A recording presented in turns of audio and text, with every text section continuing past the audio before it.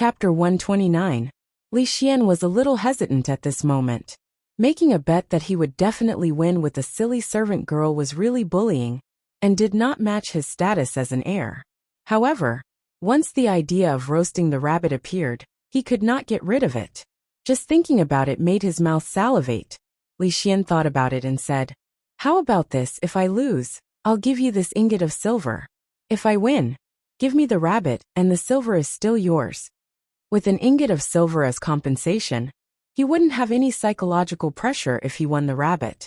If I lose, I lose. If I lose, I'll give you the rabbit, no silver. The servant girl did not agree to Li Xian's suggestion. Since it was a bet, it had to be fair. However, she was laughing in her heart. The last time son-in-law made a bet with second young miss, and Xiao Huan were fooled. This young master looked dumb, and definitely wasn't as smart as son-in-law. Then it's up to you.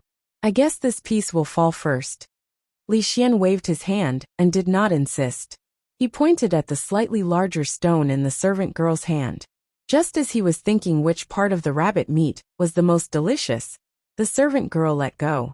Dong! The stone fell on the grass, and made a slightly dull sound. There was only one sound from the two stones. Watching the obviously large and small stones fall at the same time, the expression on Li Xian's face froze.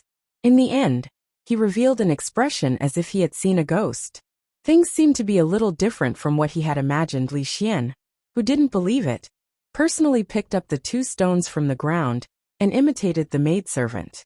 He raised them to a certain height and let go. The two stones fell to the ground at the same time, and there was a loud thud. With a face full of doubt and disbelief, he ran to the side and picked up the two stones again.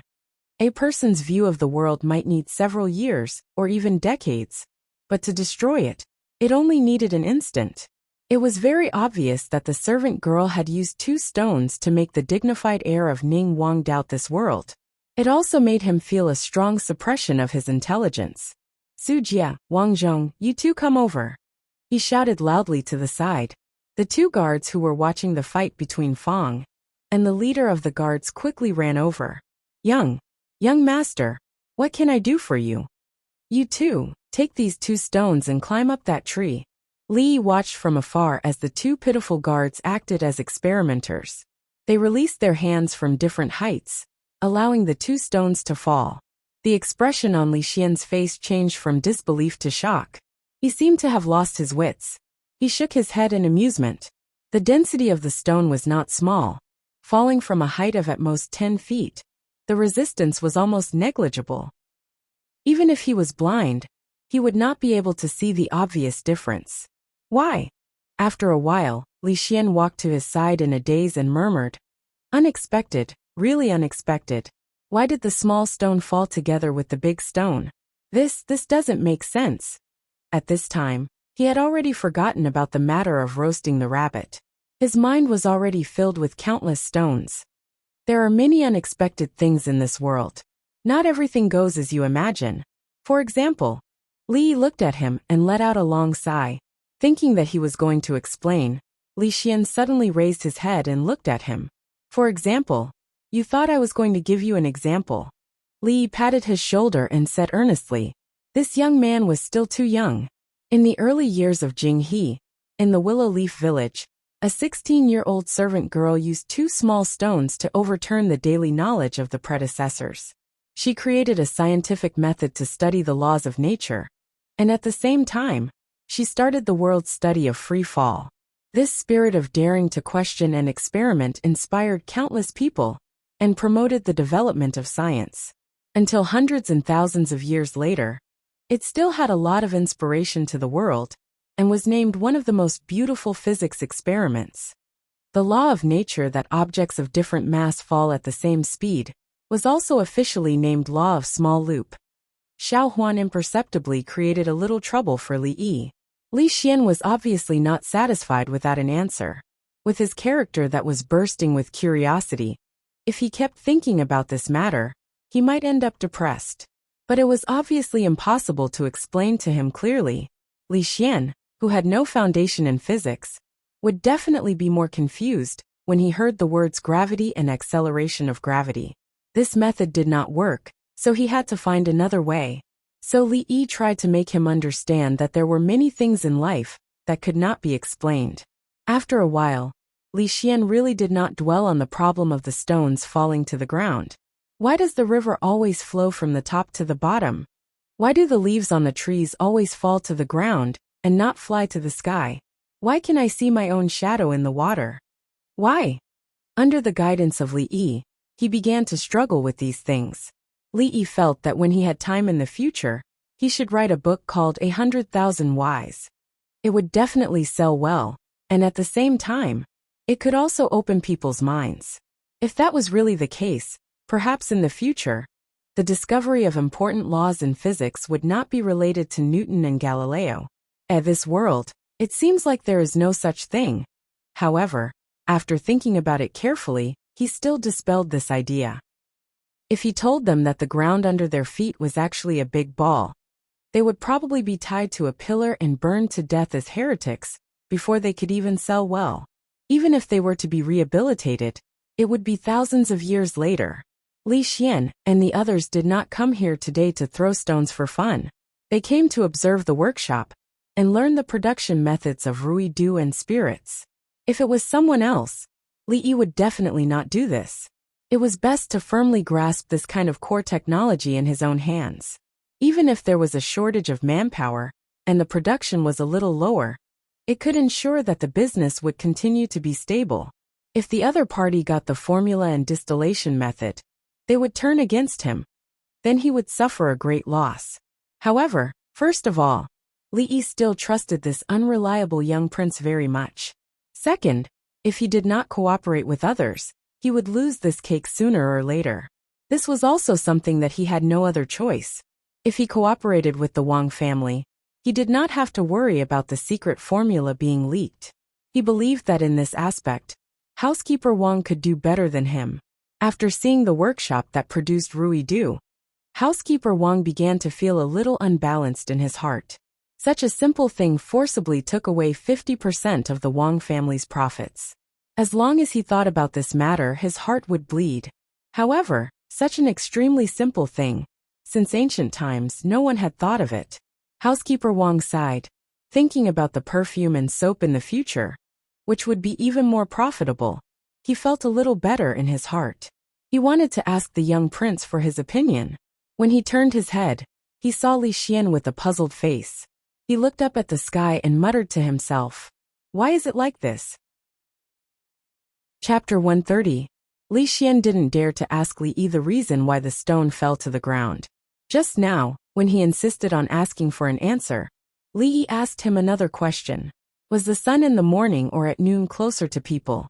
Li Xian thought it was morning because the sun looked as big as a disk in the morning, but at noon, it would be much smaller. Everyone understood this principle, but when Li Yi threw out the theory that it was cold in the distance and hot in the near, Li Xian began to feel that his brain wasn't enough. Today he had suffered enough blows. He was of noble birth and had received a good education since he was young. Among his teachers, which one of them wasn't a knowledgeable scholar? But today, he discovered that he couldn't even compare to a little servant girl. If Li Yi threw a few more questions at him, Li Xian felt that he would go crazy. I know. The speed at which an object falls has nothing to do with its weight. If a heavy object and a light object fall from the same height, they must fall at the same time. Unsure of the reason, Li Xian decided to force himself to remember. Is it really like this? Li Yi glanced at him, picked up a leaf and a stone from the ground, and raised them to the same height again. Guess between the leaf and the stone which will fall first. When the guards beside Li Xian saw this, they looked at each other and saw a trace of inexplicability in each other's eyes. Was there a need to guess? It must be the stone falling first. The little prince wasn't stupid. How could he not even guess this kind of question? In fact, Li Xian's first feeling was that the stone would fall first. But before he said it, he began to hesitate again. After experiencing a lot of blows, he would no longer rely on his own ideas and assumptions. Seeing is believing. Before this, didn't he also think that the big stone would fall first? What's more, how could Li Yi ask him such a simple question? Obviously, Li Yi, who had become the smartest person in his heart, Wouldn't ask such a stupid question. Don't try to deceive me a second time. The leaf and the stone will fall at the same time. Li Xian had a proud look on his face as he said with absolute certainty. The guards staggered at the same time and looked at each other again. This time, their eyes were filled with disbelief. Why didn't he realize in the past that the young prince was really stupid? Li Yi was a little hesitant. Why don't I not attack this poor child? Today, his worldview had been tossed and turned several times. Would he be able to endure another round of torment? If he let go, Li Xian, who saw the result, would not be able to bear the blow and go crazy. Ning Wang would definitely not let him go. He would most likely immediately take Xiao Huan, Ru Yi and the others and run away. Haha, why don't you dare to let go? Did I get it right?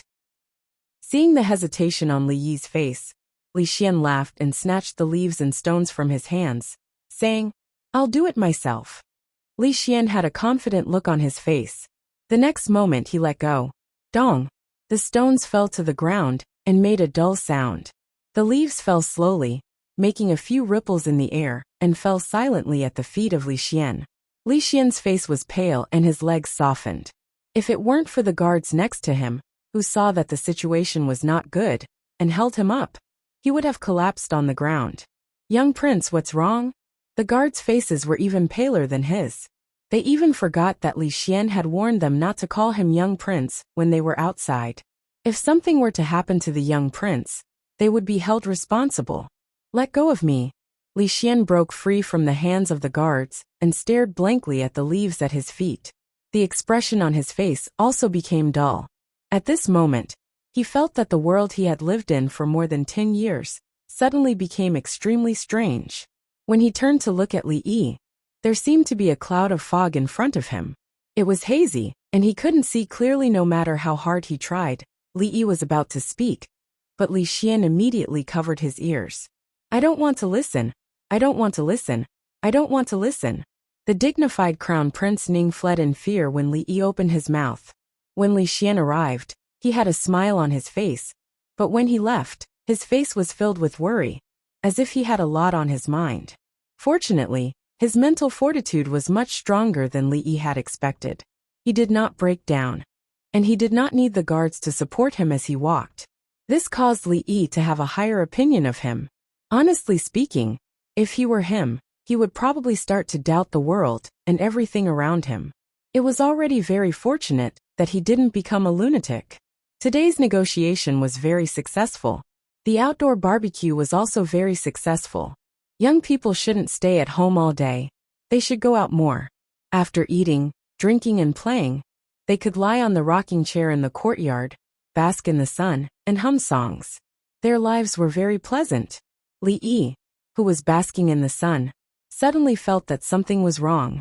He opened his eyes and saw an old face with crisscrossed wrinkles. The old man revealed an interested expression and looked at the rocking chair he was sitting on. Second great uncle. Li Yi was almost scared to death by this old face at such a close distance. He immediately jumped up from the chair, his heart still beating nonstop. Hey little boy, your chair is not bad. Where did you buy it? Second great uncle of the Liu family, the most prestigious old man in the village, looked at Li Yi and asked with a smile. This old man doesn't even make a sound when he walks.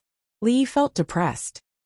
He calmed his beating heart and said, I made it at Uncle Han's place. Why? Do you like it too, second great uncle? Uncle Han was a lonely old man in the village. He originally had a son, but he later died of illness. Rui often asked Xiao Huan to deliver some rice and noodles to the old man. Sometimes, when Xiao Huan was busy with other things, it would be Li Yi's turn to deliver it. After a while, they became familiar with each other. When the old man was young, he knew some carpentry skills. If anyone's furniture in the village broke down, he would often repair it for free. Last time, when the chair at home broke down, Li Yi was too lazy to repair it. So he simply redesigned this kind of rocking chair and asked Uncle Han to make one for him.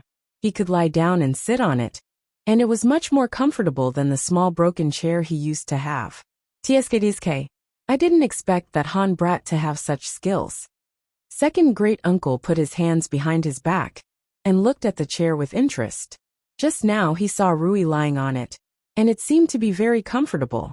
It was the perfect chair to bask in the sun. Speaking of which, it seemed like it was time to change the chair at home. If second great uncle likes it.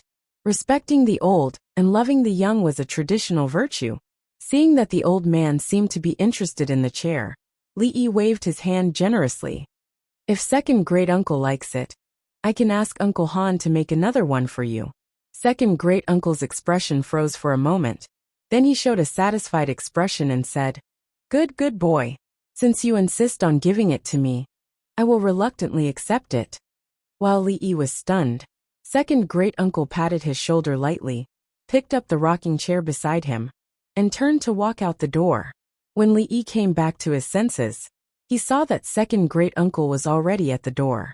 He hurriedly shouted, Second great uncle, wait. There's no need.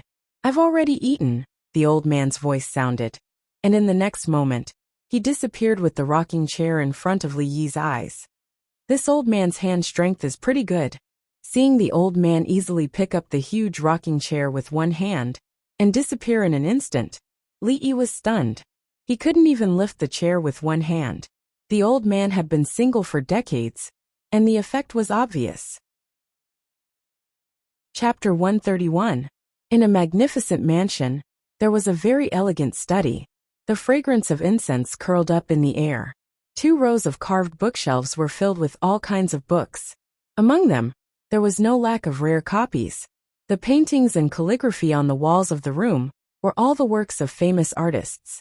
Any one of them would be a priceless treasure. A middle-aged man dressed in luxurious clothes was sitting in front of the study table. He was holding an ancient book in his hands and reading it attentively. He was the only person in the study. Other than the occasional sound of pages being flipped, the atmosphere was unusually quiet. After a while, it seemed that he was tired. The middle-aged man closed the book and rubbed the space between his eyebrows. He looked at the bookshelf opposite him and said calmly, How is the investigation going? After a few breaths, a thin figure silently floated out from behind the bookshelf. Li, from the Li family village in Anxi County. He passed the imperial examination at the age of 17 and became famous in the county. His performance in the following 2 years was nothing special, and there was no news about him. According to the village chief of the Li family village, he seemed to have lost his mind a few months ago.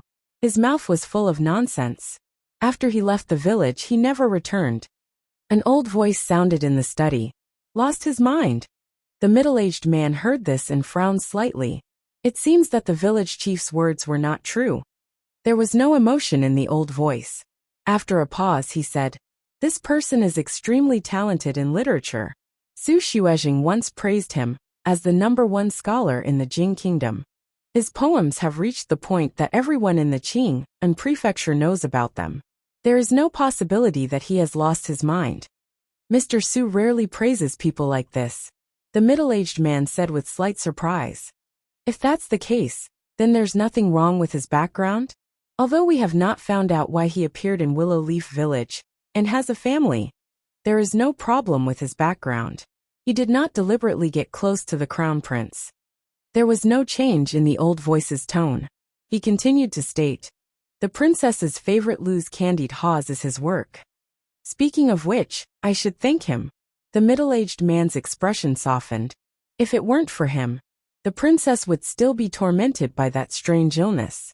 Not only that, in today's prince's mansion, from the princess to the maids, the favorite Rui nectar was also made by him. In the shadow of the bookshelf, a thin and small figure was faintly discernible. The voice continued. Under the instruction of the crown prince, the prince's mansion has already reached an agreement with him, but the old man's voice was emotionless, as if he was talking about something normal. If Li was here, he would probably break out in a cold sweat. This old man simply knew him better than he did. After all, even he himself did not know what had happened before he transmigrated, of course. If he knew that the middle-aged man in the study was the famous Ning Wang, the true leader of Qing in Prefectural City, he would not be surprised. These people of high status and power were all extremely suspicious. They would suspect anyone who approached them, suspecting that they had ulterior motives, and had ulterior motives. It was not as simple as just wanting to suck up to them. Since he has a scholarly reputation, why would he lower his status and get involved with these mundane affairs? Ning Wang's expression was slightly puzzled. After a moment, he waved his hand and said, forget it, forget it. My mansion owes him a debt of gratitude. Let him take these small advantages. Otherwise, I really do not know how to reward him. Other than this, there is one more thing. This time, the old voice finally had a slight change. What is it? The crown prince is a little strange today. What's wrong with Xian? Ning Wang looked at the black shadow and asked. The crown prince has been throwing stones all day. Throwing stones? Ning Wang's expression was puzzled. Not only stones but also leaves, wood, cloth, gold, silver. There was finally some confusion in the old voice. Dong. In the prince's mansion, Li Xian asked a guard to stand on the top floor of a 2-story building and let 2 silver ingots of different sizes fall from the same height. He stared at the ground without blinking. When he heard a sound, he retreated to the side and stared straight ahead, as if he was thinking about something. Although there was only one sound in his ears, after repeating the same thing countless times, he still found a slight difference. 2 silver ingots did not fall at the same time absolutely. The trip to Willow Leaf Village seemed to open the door to a new world for him, and found a direction for his boring life. Compared with going to the brothel to listen to music, obviously, he was more interested in the 2 stones. The questions that Li Yi said sounded strange, but implied, which made him very curious. He wanted to find out the truth, but when he really tried to do it, he had no clue. Why 2 stones of different weights would fall at the same time? But when a piece of paper and a stone fell at the same time, the stone always fell first. If the piece of paper was crumpled into a ball, the falling speed would obviously be faster. What was the reason? Could it be that there was a force that he could not see that was preventing the piece of paper from falling? After thinking for a long time, Li Xian could only think of this possibility. He didn't care about the silver on the ground, turned around and walked outside. Little Prince, where are you going? Several guards hurried to follow him. To Willow Leaf Village. At this moment, Li Xian wished he could grow a pair of wings and fly to Willow Leaf Village, immediately to find Li Yi and ask what was going on. His rocking chair was taken away by second granduncle, so it was impossible to get it back. Li Yi had no choice but to ask Uncle Han to make another one for him. Uncle Han's craftsmanship was excellent and he worked quickly. After half a day, Li Yi could lie in the yard and bask in the sun again. This time, it didn't take long before Fong rushed in and said that the people who came to the village yesterday came again. Li Xian sent a few of his guards away, and old Fong eagerly followed after them. Yesterday, the fight between the two was stopped before it was over, which made Fong feel a little unsatisfied. Today, he could continue the fight between men. Tell me, is there a force that prevents the leaves and the pieces of paper from falling? Li Xian looked at him and asked eagerly. Hearing this, Li Yi was very surprised. How could he think of the problem of air resistance so quickly? Yes, in fact, not only the leaves and the pieces of paper, but anything that falls will be affected by this force. However, for the stones, this force is too small. But the leaves and the pieces of paper are originally light, so they will be greatly affected, which is the reason why they fall slower than the stones. In his extremely expectant eyes, Li Yi nodded. I knew it was like this. Looking at the excited Li Xian rushing out of the yard with a face full of ecstasy, Li Yi didn't look back for a long time. He didn't expect that Li Xian had such a talent in this aspect. Was there finally a new star rising in the scientific world that hadn't developed at all? Chapter 132. Perhaps Li Xian wasn't a qualified little prince or a qualified hedonistic son, but he had an extremely strong curiosity, a spirit that dared to explore, and a little bit of talent. This allowed him to easily accomplish quite a bit in another direction. His worldview had been destroyed over and over again, but he did not collapse. Instead, he became braver and braver. He seemed to enjoy getting to the bottom of his doubts. If he could create a Galileo Li from a different world, he would be famous in history as his first mentor. It seemed that Xiao Huan was Li Xian's first mentor. However, as the first mentor of his first mentor, he also felt a sense of achievement. Li Yi lay back in the chair, and began to think about a problem. Even Li Xian found something he was interested in, and the meaning of life. What about himself? What did he want to do? Make money. That was just the process, not the goal. Now he could earn a lot of money every day. Once the business with the prince's mansion started, the profit would be even more astronomical. It could be said that if he had no other pursuit in this life, and only wanted to make money to retire, then Li Yi's dream had already been realized. So what should he do next? Continue to make money? It was undeniable that Li Yi was a little greedy, but that was a normal reaction when he had not yet solved the problem of food and clothing. He had a meal but did not know the next one, and he still wanted to eat better. When he earned a lot of money, he was no different from a stone. Stay in the stockade and retire? That was what he thought at first. But he was not as carefree as his second uncle.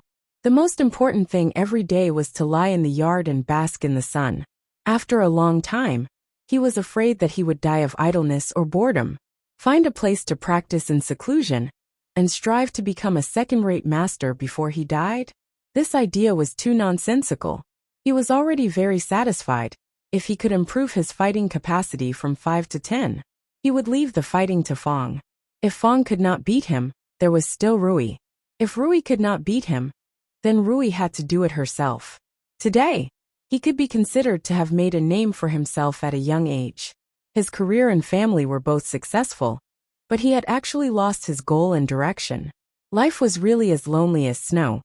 Essentially, he was still a lazy person and could not think about things that were too far away.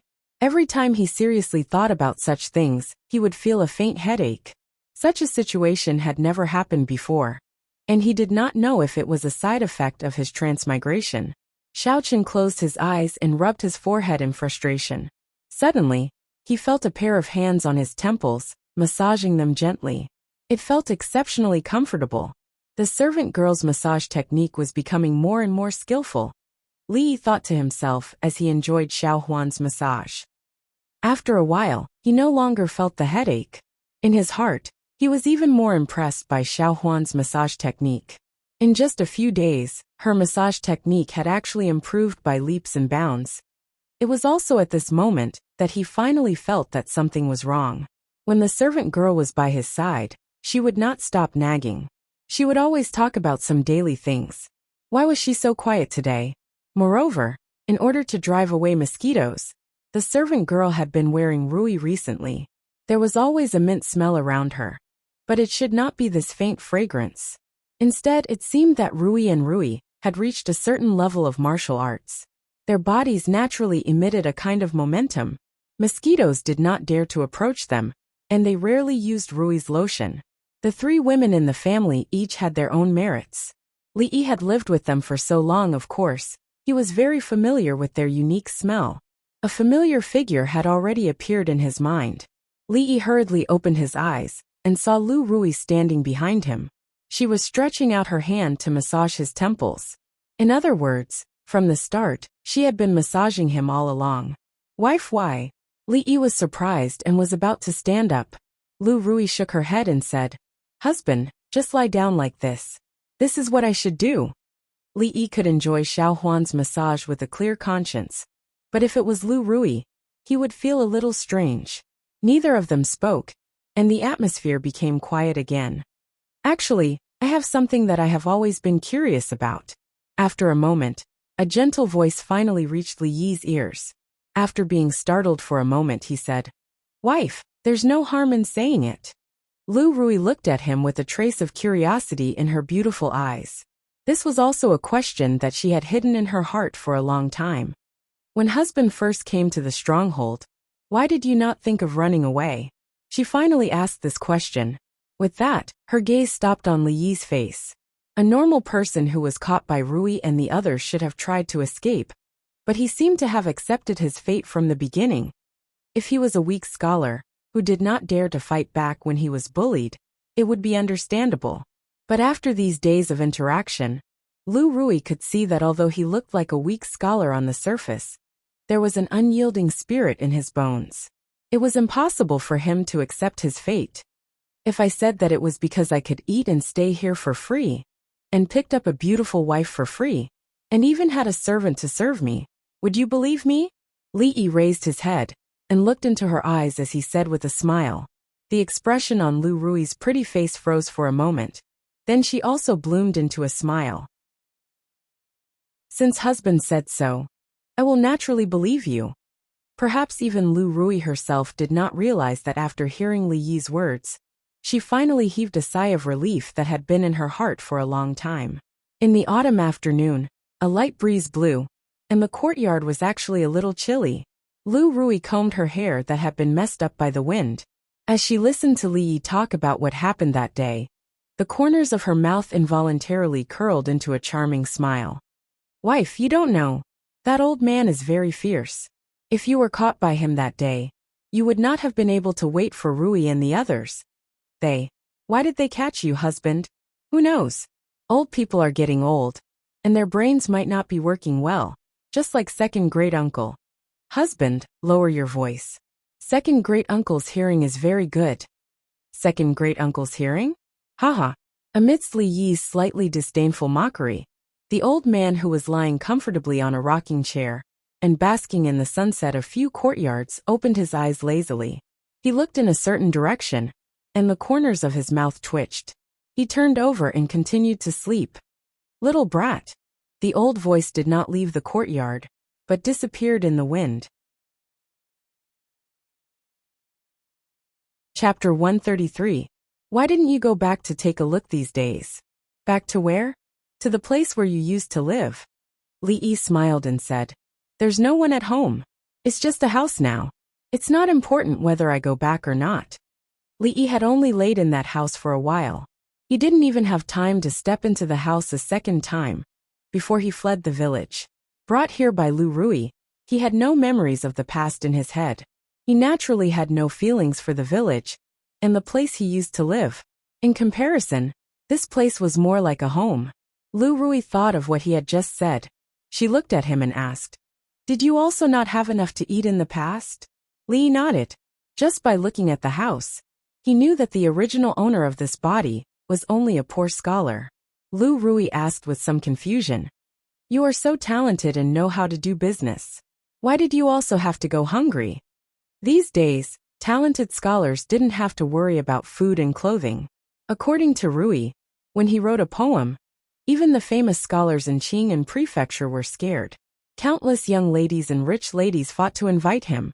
Lu Rui couldn't understand why such a person would worry about making a living.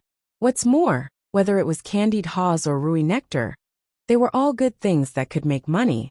Just the banknotes Li Yi asked her to keep these days were probably enough for an ordinary family to spend for a lifetime. Li Yi looked at her and said with some teasing, These two have nothing to do with each other. Talent can't be used to make a living, but martial arts can. My wife's martial arts are so high. If you were a bandit, I'm afraid you would be able to easily steal food. Wouldn't you still live a hard life? Lu Rui smiled and said, In fact, I also thought about it. At that time, I just wanted to take Rui and Xiaohuan to eat. I didn't care about other things. If I really reached that level, I'm afraid it's not impossible for me to go that far like you said. A bandit chief who didn't want to be a bandit was not a good chief. Although he was nominally the husband of the chief, he couldn't compare with the real bandit chief. With a wave of his arm, except for Fong and the others, no one responded. Willow Village might as well be called Willow Village or Willow Village. What a waste of this name. At present, it seemed that the man who wanted to be a bandit king, his dream had to be put aside for the time being. If one day, Li Xian's relatives couldn't force him to live anymore, he could consider rebelling against him. He could open a great mountain road and conquer the mountains one by one. When he had wealth, fame, and power, he could bury all the treasures in the mountains. He could say to the outside world, Do you want my treasures? I've buried them in the depths of the mountains. From then on, countless people with dreams rushed into the mountains. The Jing Kingdom officially stepped into the chaotic world of mountain bandits. History called it the era of mountain bandits. My husband, my husband. Seeing that Li Yi suddenly fell into a daze, Lu Rui stretched out her hand and waved it in front of his eyes. Li Yi came back to his senses and looked at Lu Rui. He asked, Besides being a bandit, what other dreams did you have? Other people would usually talk about their dreams when they were courting girls. After they got the girl, they would be too lazy to talk about these things. Lee was the opposite. He didn't expect that she, who had always been gentle, actually had the idea of being a bandit. Shouldn't this be something that only Mississippi Lou would think about? Dreams. Lou Rui thought for a while and said, I thought about opening a martial arts school before. This was actually my father's wish. Unfortunately, although we weren't poor at that time, we didn't have much spare money. We couldn't afford the expenses of opening a martial arts school. After my father left, I didn't think about it anymore. My wife, if you want to do it, just do it. The money is just sitting there. It should be enough to open a martial arts school. Lee thought for a while and said, if it's not enough, wait for a few more days. At that time, it won't be a problem to open 5, 6, 7 or 8 martial arts schools, let alone one. Lou Rui shook her head and said, my father has always wanted to spread the Liu family's martial arts. I don't think so far ahead. I have nothing to do now. Teaching a few children can be considered as fulfilling one of his wishes. Since it was his father-in-law's last wish, Lee had to be a little more attentive and keep this matter in mind. After a few words, the topic changed. Although the two often talked before, it was the first time they had such a happy conversation like today. From the beginning, they treated each other with respect, like a strange but important friend. But now, they could joke around without any scruples. In the courtyard, Lee lay on the chair. Lou Rui continued to use her unique technique to help him massage. Both of them had a faint smile on their faces. When Lou Rui walked in from outside, she had already seen some of the appearances of a real husband and wife. Her footsteps stopped at the door. After a moment of daze, she silently retreated. If it wasn't for Li Xian coming to bid farewell and ruining the rare time for the two of them, today would have been a perfect day. When they left, Li Xian looked at Li Yi with an extremely shocked expression. He asked in an incredulous tone, that little servant girl said that the ground we are stepping on is actually a big ball. Is this true? Yes. Seeing Li Yi nod with absolute certainty, Li Xian's expression became somewhat dazed again. Xiao Huan was still a young girl. Once something happened, she could not wait to share it with others. However, when she told the other sisters about the things son-in-law told her, no one believed her. They even said how could son-in-law say such silly things, and Xiao Huan must have made it up to make them laugh. Now, after much difficulty, she finally found a person who was willing to listen to her and would not think that she was lying. The little servant girl told Li Xian all the unimaginable things that Li Yi told her when he was free. Li Xian now understood a principle. When something was different from what he thought, he should not be in a hurry to deny it. Only after he personally went to verify it, then he had the right to speak. But what kind of method did he have to go through to find out whether the ground they were stepping on was round or not? Several guards left with Li Xian. Fong and several men in the workshop also went down the mountain with them. The toilet water workshop in the city had been built. As technical consultants, Fong and others needed to personally guide them and train the workers sent to the toilet water workshop so that they could start work this morning. Remember, as long as no one is killed, you can do whatever you want. I only want the formula of the Rui Do. At the foot of the mountain, in a dense forest, more than 10 masked figures in black were lurking there. A young voice commanded in a deep voice. Chapter 134. You refuse a toast only to be forced to drink a forfeit. I'd like to see if the formula, or my life is more important. The young man looked towards a certain direction outside the forest with a vicious look on his face. He had wanted to buy the formula of the Rui Do at a low price, but he did not expect the shopkeeper to be so unappreciative and chased them out of the shop after a few words.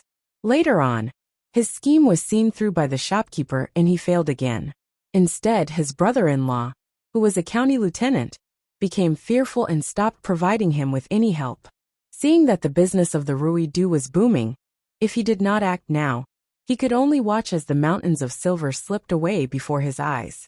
He had already sent people to find out that every morning, they would bring the Rui Do to the shop in the prefectural city. The shop would close at noon, and the shopkeeper would rent a carriage from the carriage shop to leave the prefectural city. This was the road that they had to pass. Since the soft approach did not work, he could only use the hard approach. He would intercept them on the road and force them to reveal the formula. When the time came, he would not be afraid that the shopkeeper would not speak. The men he hired were all scoundrels in the prefectural city. Each of them was good at fighting, and they were paid to do things. How could they not deal with a weak scholar? This time, even if the burly man was present, there was nothing for him to worry about. 2 fists were no match for 4 hands, and he had dozens of hands on his side. Even if the other party reported the matter to the authorities, the person in charge of arresting robbers in Anchi County was his brother-in-law. So naturally, the authorities would not investigate him. Moreover, there were many cases that could not be solved every year, so one more wouldn't make a difference. From the beginning to the end, he did not show himself, so the authorities would not be able to trace him. Of course, just in case, he could not open the shop in Qing'an Prefecture. The capital was a good place, and if he opened a few shops there, his business would probably be even better. Just as the young man was planning his beautiful future in his heart, a horse carriage slowly approached from afar. The carriage that they were waiting for was supposed to come from the direction of the prefecture city, but this carriage was heading in the opposite direction. The young man didn't pay much attention to it at first, but when he glanced to the side and saw a certain burly man walking in front of the carriage, his expression froze. Then, he immediately said in a low voice, "All of you stay alert. When the carriage in front comes over, your targets will be the people in the carriage. And the man in the front, beat him up." The dozen or so people hiding in the forest were all dressed in black, with half of their faces covered by a black cloth. They were leaning loosely against the tree, but after hearing the young man's words, they slightly raised their spirits, hid their bodies, and looked outside. The carriage continued to move forward slowly. A few figures followed behind the carriage at a steady pace. Among these people, the burly man in the lead was rather eye-catching. He was also the one that the employer had taken special care of just now. These people remembered his appearance in their hearts, so that when they took action later, they could take care of him appropriately. As for the others, they didn't seem to pose much of a threat to them. They had a huge advantage in numbers, and they were all very confident in their own skills, so they didn't think much of these people. Inside the carriage, Li Xian sat on the soft cushion, still thinking about a certain problem. If the ground beneath their feet was a big ball, then wouldn't the people on the other side of the ball fall into it? Then, an even more complicated problem surfaced in his mind. If they really fell, where would they fall to? When he thought about this, Li Xian knew that he couldn't continue thinking about it. This was already far beyond the scope of his understanding. Whoosh! The voice of the guard driving the carriage was heard, and the carriage suddenly came to an abrupt stop. Li Xian's body staggered, and he lifted the curtains of the carriage. He frowned and asked, "What happened? Why did we stop?" "Young master, stay in the carriage and don't come out. Something is not right in front," the guard driving the carriage said in a deep voice. Fong and the leader of the guards walked at the front, and when they looked at a certain dense forest on the side of the road, they frowned at the same time. The trees in the forest weren't thick, and they couldn't hide some people's bodies. Wearing black clothes and hiding in the forest in broad daylight, these people didn't look normal no matter how they looked at it. In the forest, seeing the carriage stop there, the people around the carriage also looked over. One of the men in black said with some suspicion, "Could it be that they found us? Impossible, we clearly wore black clothes. But it's daytime now." As soon as someone spoke, the surrounding atmosphere suddenly became awkward. The young man's face was a little hot, because he was the one who gave the order to wear black clothes and cover their faces. Didn't those novels always say the same thing? Now wasn't the time to worry about this. Originally, he wanted to wait for them to pass by and catch them off guard. But he didn't expect to be discovered so quickly. Since this was the case, of course, there was no need to hide anymore. A trace of determination flashed on the young man's face, and he suddenly waved his hand and said, "Go!" Fong and the other guards watched as the masked men in black rushed out of the forest. Their roars were louder than the previous one, but they were all empty-handed and had no weapons on them. The expressions on their faces were a little surprised.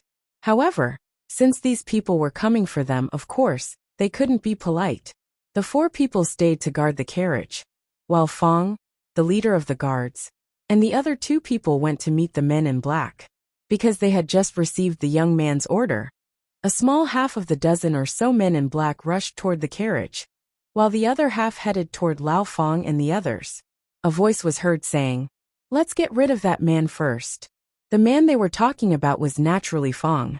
As the employer's focus, on the surface, he also seemed to be the biggest threat to them. Immediately, half of the men rushed to him.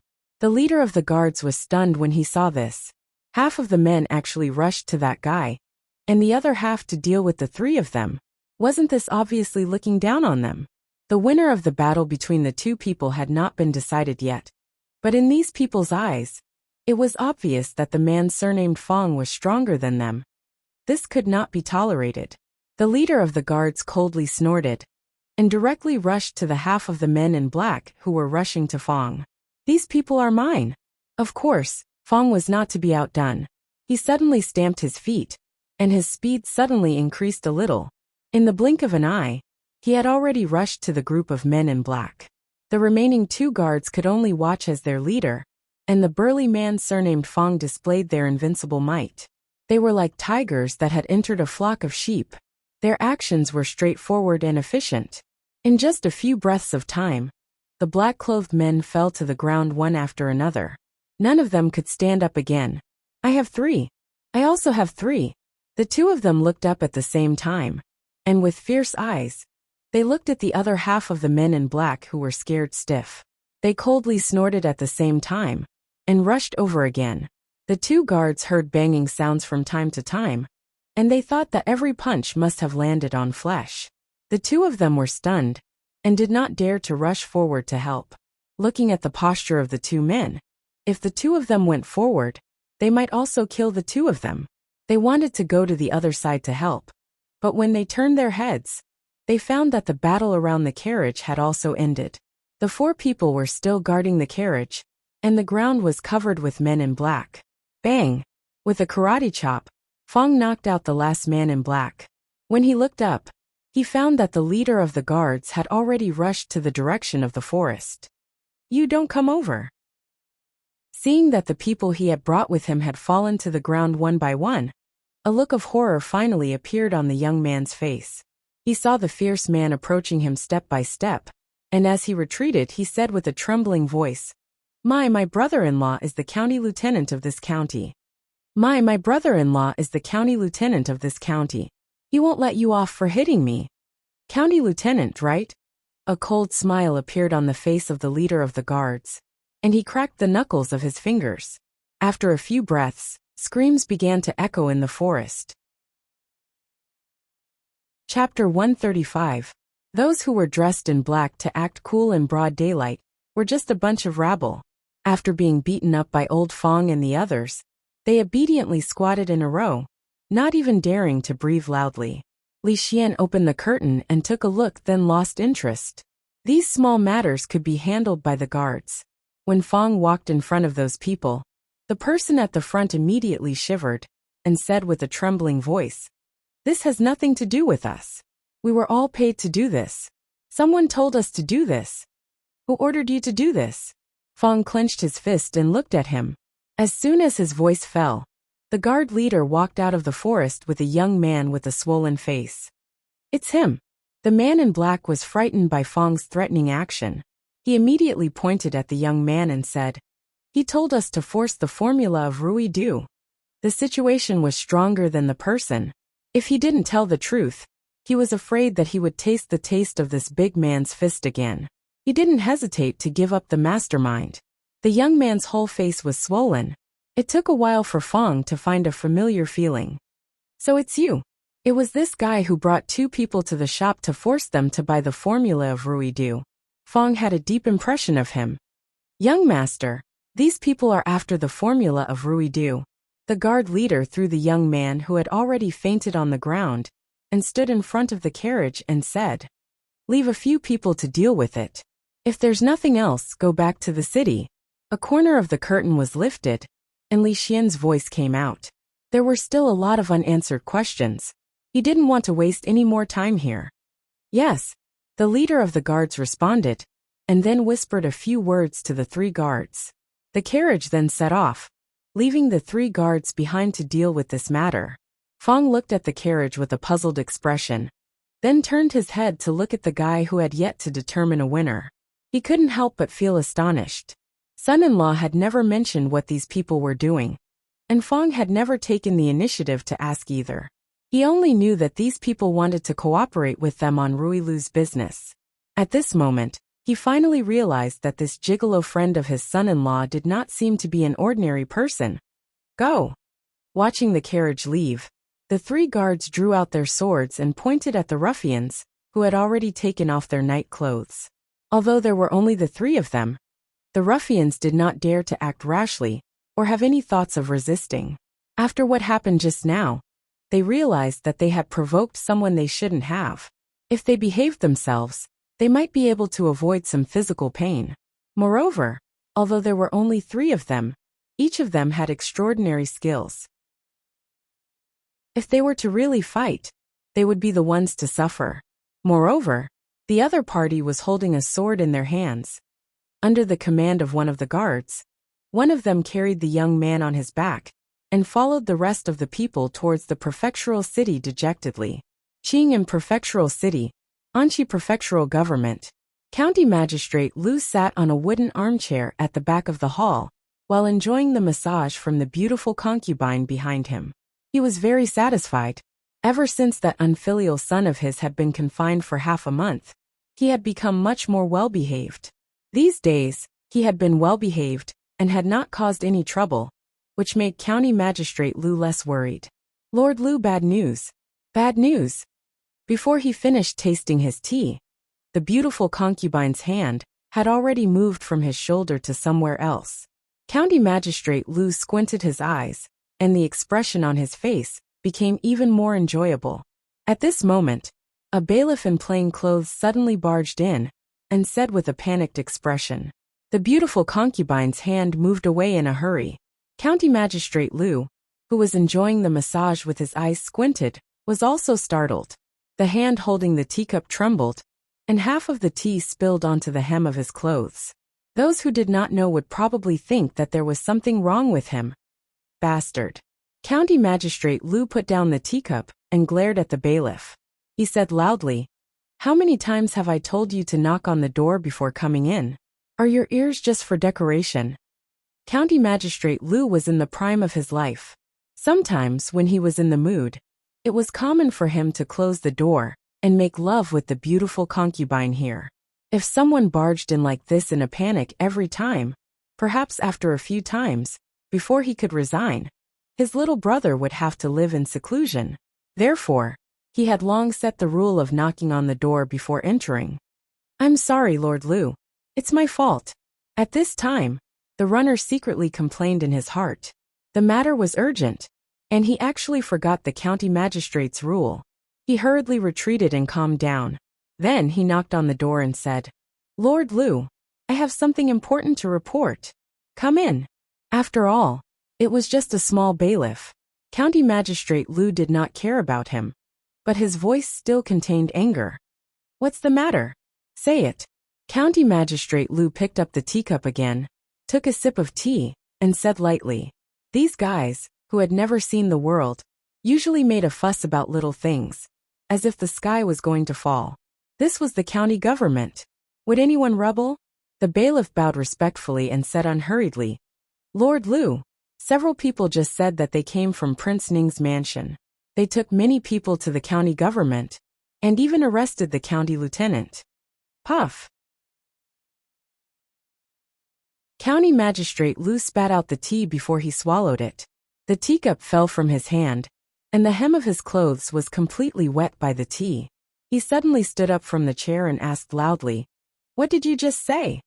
The bailiff was also shocked and hurriedly repeated, "People from Prince Ning's mansion came and arrested the county lieutenant. They are waiting for you in the front hall. Why didn't you say such a big thing earlier?" County Magistrate Lu showed anger on his face, He kicked the bailiff to the ground and hurriedly ran out without even changing his official uniform. He did not dare to let the people from Prince Ning's mansion wait for him. Speaking of which, he was quite aggrieved as a county magistrate. In other counties, the county magistrate was a big shot who could cover the sky with one hand. However, in Anxi County, in Qing'an Prefecture, the number of people who could crush him to death could not be counted with two hands. Prince Ning's mansion was the biggest monster that he could not afford to offend. As the blood brother of the current emperor, he was deeply trusted by the emperor and held great power. He had to be careful even if he was just a steward in the mansion. The bailiff struggled to get up from the ground. He touched his chest and said in a low voice with great grievance, "Didn't you ask me to knock before coming in?" County Magistrate Lu hurriedly ran from the back hall to the front hall. As soon as he stepped into the door, he saw more than 10 people squatting on the ground. The one at the innermost with a knife against his neck was County Lieutenant Zhou, who was still in a daze. County Magistrate Lu's heart sank at once when he looked at those men with sabers who wore stern expressions. This time, he might really have pierced the sky. Chapter 136. In the front hall. In addition to these people, there were also many yamen runners. At this time, they were holding water and fire rods, and looking at the guards of Prince Ning Mansion with vigilance. They looked very nervous. After seeing County Magistrate Lu appear, they let out a long sigh of relief. Just now, these people swaggered into the county government and arrested County Magistrate Zhou without any explanation. At first, they thought that someone was rebelling and wanted to arrest them first. But after hearing that they were from Prince Ning Mansion, they dared not to act rashly. They were just lowly yamen runners. It was better not to provoke this kind of thing. In front of so many people, County Magistrate Lu had to show some dignity. He tidied his clothes and walked in slowly. Glancing at County Magistrate Zhou, he looked as usual and asked those guards, "I'm the county magistrate of this county. May I know who you are?" Before he finished his words, a guard took out a token from his waist. After recognizing the symbol of Prince Ning Mansion on it, County Magistrate Lu no longer had any doubts in his heart. He pointed to County Magistrate Zhou and said, "May I know what crime County Magistrate Zhou has committed to make you mobilize so many people?" In fact, County Magistrate Lu was extremely dissatisfied with these people from Prince Ning Mansion. No matter what, this was the Anxi County government, his territory. These people had captured his subordinates without distinguishing between right and wrong, and they even had a deadpan expression on their faces. Anyone would be displeased if they were in his shoes. However, they were Prince Ning's men after all, so he dared not show his dissatisfaction. Is it a big crime to cover up and connive at the assassin who assassinated the young prince? The guard looked at him coldly and asked, "What?" Hearing this, County Magistrate Lu's indifferent face disappeared. He staggered and almost fell to the ground in fear. He turned his head to look at County Magistrate Zhou with a strong disbelief and admiration on his face. He even dared to cover up the assassin who assassinated the young prince. Why didn't he know that County Magistrate Zhou was so bold? Even he, County Magistrate Lu, dared not do this. What County Magistrate Lu didn't know was that County Magistrate Zhou was also shocked at this time. When did he cover up the assassin who assassinated the young prince? He wouldn't dare to do that even if he was 10 times more courageous. Although he didn't know why these people would wrongly accuse him, there was one thing he was very clear about. If he didn't explain himself clearly, he would really die today. Assassinating a relative of the imperial family, the lightest punishment would be exile for 3,000 miles. If it was a little more serious, it was even possible to lose one's head. Even if it was covering up, it was still a very serious crime. Just at this time, the young man lying in the corner finally woke up. As he opened his eyes, he saw his brother-in-law, who was the county magistrate, and finally released the grievances in his heart, and shouted, "Brother-in-law, they beat me. Arrest them." It was also at this time that the young man lying in the corner finally woke up. As soon as he opened his eyes, he saw his brother-in-law, who was a county lieutenant. The countless grievances in his heart were finally released. He shouted loudly, "Brother-in-law, they beat me. Quick, send someone to arrest them." Unlike the county magistrate who needed to be appointed by the emperor, the county magistrate had always been appointed by the local government. They were mainly in charge of justice, arresting bandits, collecting taxes, and other affairs. Although they didn't have a high position, in the eyes of ordinary people, it was already a very high position. The county magistrate was in charge of the administrative affairs of the county, and it was the county magistrate who was in charge of the specific execution. Judging cases and collecting taxes were all the duties of the county magistrate, which were closely related to the people. To a certain extent, having a county magistrate as his brother-in-law was enough for him to do whatever he wanted in Anchi County. Although there were many people here that he couldn't afford to offend, it definitely didn't include these guys who came from the mountains. "Brother-in-law, they beat me. Arrest them." When the young man shouted, County Magistrate Joe couldn't say a word anymore, as if he was choked by someone. Just now, with a knife against his neck, he was so frightened that he didn't see the unconscious young man at all. County Magistrate Joe opened his mouth, but no sound came out. His face was pale. He never expected this. County Magistrate Lou also looked at the young man in astonishment. The one who assassinated the young prince was actually County Magistrate Joe's brother-in-law? In that case, there was nothing more to say. Although he didn't believe that guy actually had the guts to rush to assassinate the young prince. No matter whether there was any misunderstanding or not, County Magistrate Joe couldn't escape this time. It was probably because of his brother-in-law, who was a county magistrate, that the young man could rely on him and run amok everywhere. This time, he finally kicked a hard iron plate. It seemed that County Magistrate Joe didn't know anything about this matter. But since such a thing had happened, his position as county magistrate would definitely be gone. As for what kind of punishment he would have after his dismissal, it could only depend on Prince Ning's mansion's attitude. "No, after I go back, I have to restrain that unfilial son of mine. If he continued to act like he did before, I'm afraid that tomorrow's county magistrate Lou would be today's county magistrate Joe." At this time, it was not County Magistrate Joe who hated the young man the most, but those ruffians who were hired by him. More than a dozen pairs of fiery eyes stared at him, as if they wanted to skin him alive. They thought it was just an ordinary fight, but who would have thought that the other party was actually a young prince?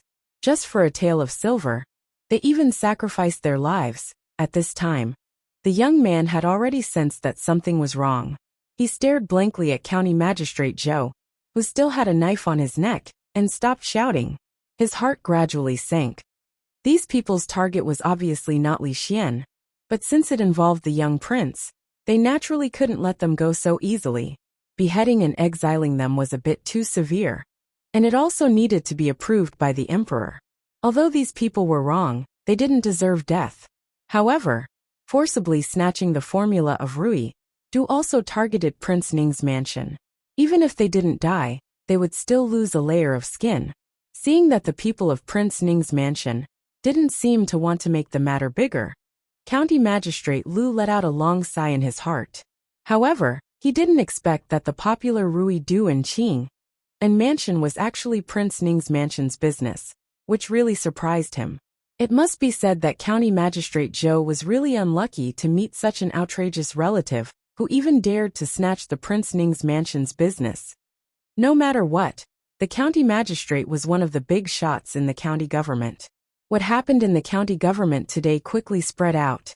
Did you hear? Something happened in the county government today. No way. What could happen in the county government? I also heard from the brothers who work in the county government. This time, County Magistrate Zhou is probably in big trouble. I heard that it was County Magistrate Zhou's brother-in-law who asked someone to force the formula of Rui Du. I didn't expect that Rui Du was also related to Prince Ning's mansion. Rui Du? You mean the Rui Du sold in Rui Workshop in the city? Other than Rui Workshop, which other shop in the city sells Rui Du? What Rui Du is related to Prince Ning's mansion? In a courtyard with high walls, there came the sound of a teacup shattering. How could it be? Hearing this news, a famous rich merchant in Qing and mansion was dumbfounded. Fortunately, we haven't done anything otherwise. In other places, there were also people who were shocked and broke out in a cold sweat. Chapter 137. Li Yi only found out about this after Fong and the others returned from the prefectural city. Li Yi could only mourn for the fool who wanted to block Li Xian's carriage. He had originally thought that when the shop operated by Ning Wangfu opened, those who were eyeing Rui's Lu would naturally give up on their evil thoughts. After being stirred up by that foppish son, everyone had probably gotten wind of it, and no longer dared to have any thoughts about Rui's Lu. After calming down and thinking carefully, the conclusion Li Yi arrived at made him sigh endlessly. If he didn't know Li Xian, and didn't cooperate with Ning Wangfu on Rui's Lu, even a small county officer would have brought him a lot of trouble. After all, one was a commoner, and the other was an official.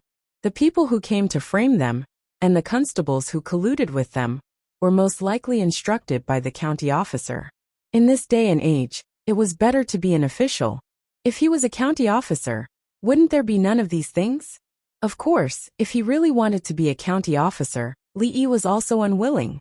It wasn't worth it to do so many things with such a small salary. Wouldn't it be better to hold on to the thigh of Ning Wangfu? Wouldn't it be better than being some county magistrate? Of course, distant water couldn't quench immediate thirst. Not every time something happened, Li Xian would appear at the right time. If he could hold on to one more thigh, he would have one more choice when the time came. Therefore, when the patrolling female arrestor passed by the entrance of the shop, Li Yi greeted her politely. "Arrestor Li, you're patrolling the streets again. Do you want to come in and have a cup of water? Do you have wine?"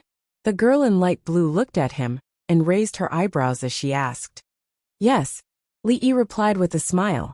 The wine was a strong liquor, made using the distillation method. Before the wine shop that cooperated with Ning Wangfu opened, it was the only one in Qing, a prefectural city. If there was wine, there would naturally be dishes. Things were different now compared to when he first came here. With money, he didn't have to live a life without much money. 2 cold dishes and 2 hot dishes were made by Li Yi himself. They were perfect to go with wine. "Constable Li, please." Emingzu Li looked at the dishes on the table as a look of astonishment flashed across her face. "Didn't you say that you only came in for a glass of water?" No matter how he looked at it, the scene in front of him seemed to have been prepared. He glanced at Li Yi and sat down.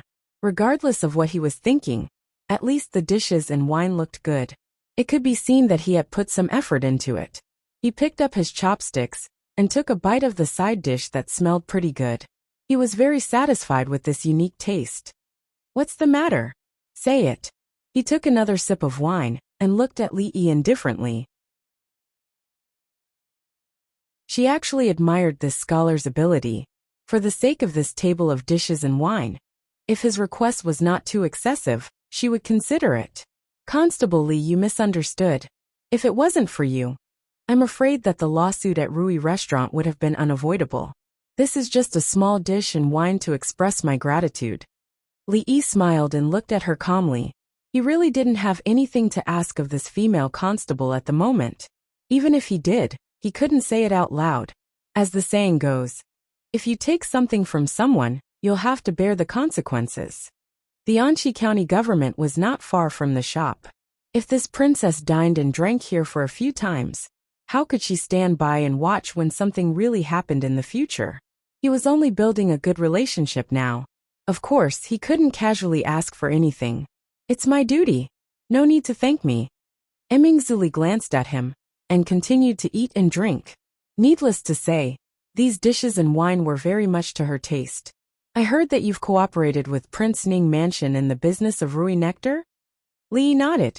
The news had spread pretty fast. Today was only the 2nd day. "You're smart." The wine that old Fong had secretly hidden was almost finished by her, but her expression did not change. She looked at Li Yi with a rare hint of approval in her eyes. It was undeniable that Rui Nectar was a good thing. It contained a huge profit. Few people could resist the temptation. If one didn't have enough power, he couldn't protect such a treasure. It wouldn't be long before he was devoured by those people. The smartest way was to climb up a higher tree and give up a part of the profit to protect himself. But she didn't expect him to have the ability to climb up to Prince Ning Mansion. It seemed that his relationship with her cousin was not ordinary. When Emingzu Li thought of this, Someone walked in from the door. The next moment, Li Xian looked at her in surprise and asked, Emingzu, why are you here? After saying this, he suddenly sniffed and asked, What's so fragrant? Following the fragrance, he looked at the wine and dishes on the table. After a while, there was another pair of chopsticks on the table. Li Xian looked at his cousin, who was drinking by herself on the side with some confusion.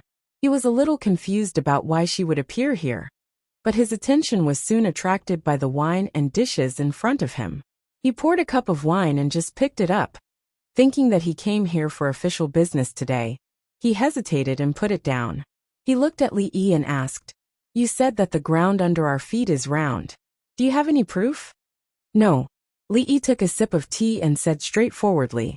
With Li Xian's curious baby personality, if he explained, the other would definitely ask questions endlessly. It was better not to give him any chance. Then what you said last time, why do leaves fall to the ground? Why do mirrors appear in the water? And Li Xian didn't dwell on the question just now. Anyway, he still had a lot of questions, and there would be opportunities to ask. The expression on Li Yi's face froze. Then he looked at him and said seriously, Let's talk about the problem of the ground being round. Li Xian looked up at him, waiting for him to explain. Actually, to be accurate, it should be a ball, and not so round. This problem was actually not difficult to explain. The curved sea surface. The ships that came from the sea would always see the mast first. And when they looked up at the sky, the two sides were low, and the middle was high. These common phenomena in daily life could all be explained. Even using an analogy, it could be easily explained. The moon and the sun were both round, but the ground under their feet was square. Wasn't it a little weird and unsociable? However, Li Xian had never seen the sea before. He ran to the courtyard to look at the sky, but he couldn't see the difference between the height of the sky and the height of the moon, nor could he understand the relationship between the moon and the ground under their feet. Li Yi began to feel a headache. I'm going to patrol the streets. Emingzu finally understood why the two of them had such a close relationship. It was very normal for two people who were suffering from hysteria to feel like they understood each other.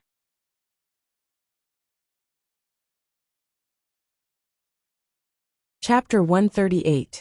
In Ningguang Fu, in a certain room, Steward Wang looked at a stack of account books in front of him.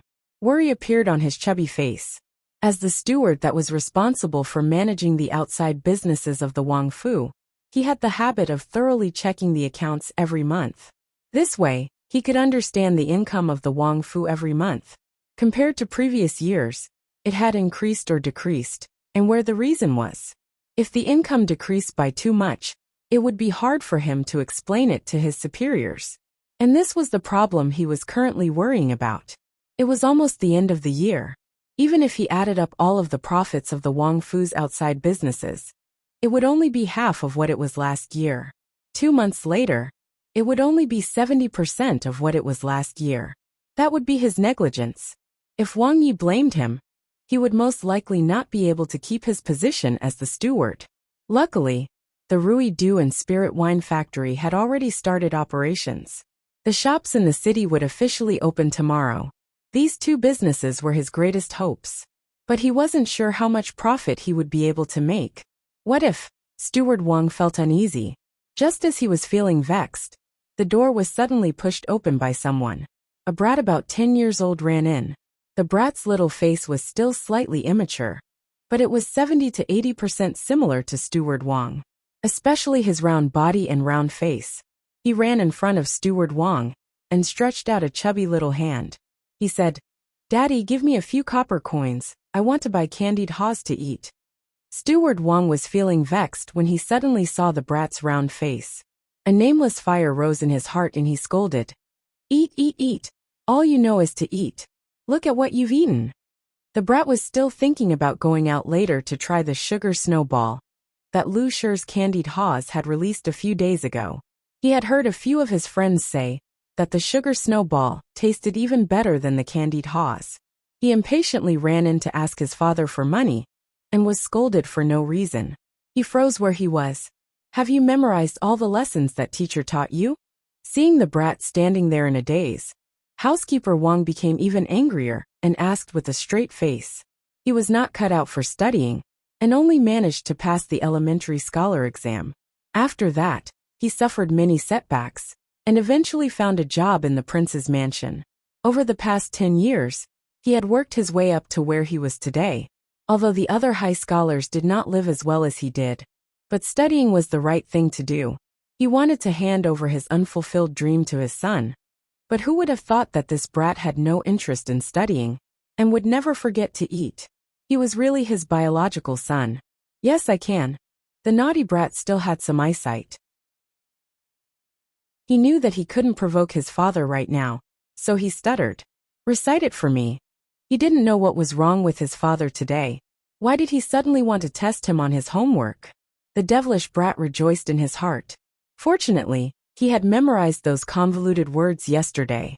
He immediately recited them. Although he stumbled, he didn't make any mistakes. After listening to the naughty child recite it, housekeeper Wang's expression finally became a little better. However, he had some doubts in his heart.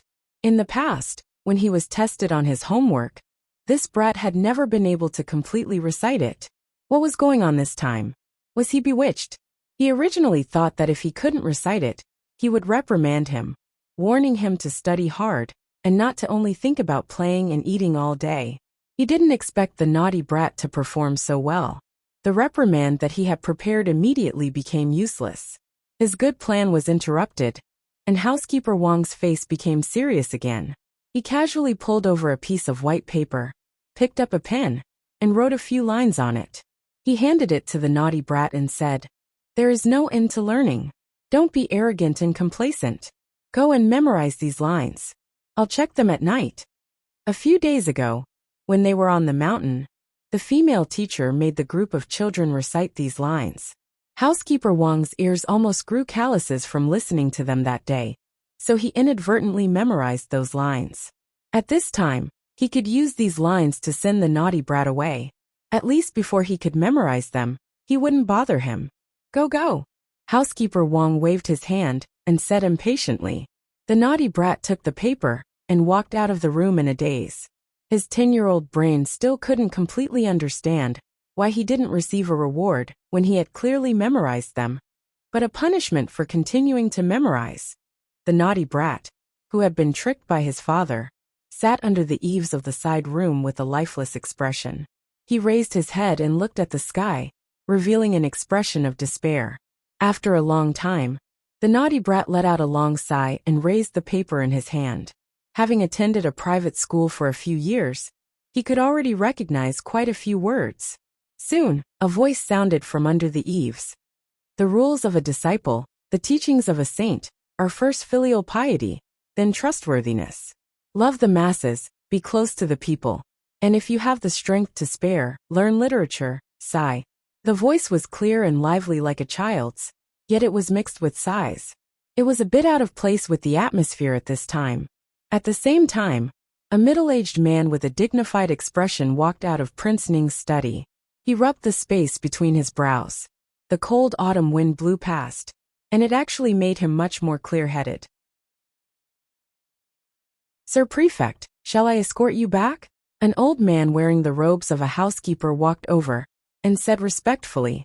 The middle-aged man waved his hand and said, "There's no need. I know the roads in the manor. You can walk back yourself." Hearing this, the old man didn't insist. He watched the middle-aged man's figure disappear before turning to leave. At this time, the middle-aged man walking in the manor had a worried expression on his face. As the prefect of Qing and Fu, he was in charge of all matters in the manor. In another 2 months, he would return to the capital to report on his duties. At that time, the court would conduct an examination of his achievements, including this year's situation with regards to Qing and Fu's population, land clearing, tax collection, food, public security, education, and other aspects. He would be promoted, punished, and rewarded accordingly. He wasn't worried about farming and collecting taxes, but he was worried about the education of the people. The students of Qing and Fu had not performed well in this year's examinations. The number of imperial examinations they had received was far less than in previous years. This way, his achievements in education would be greatly reduced.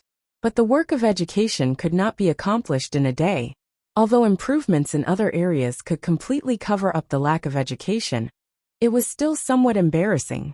After all, Qing and Fu was the largest city in the Jing kingdom other than the capital. The number of students was also second only to the capital. In previous years, the number of students who passed the examinations was enough to compete with the capital. But this time, they were left far behind. As he was thinking about this matter, he suddenly heard a child's voice when he passed by a certain room. The rules of the disciples, the teachings of the saints, the first is filial piety, the second is honesty. Sai, love the masses, be close to the people, and have the strength to spare, learn literature. Tang Shueqiu Sai. Chapter 139.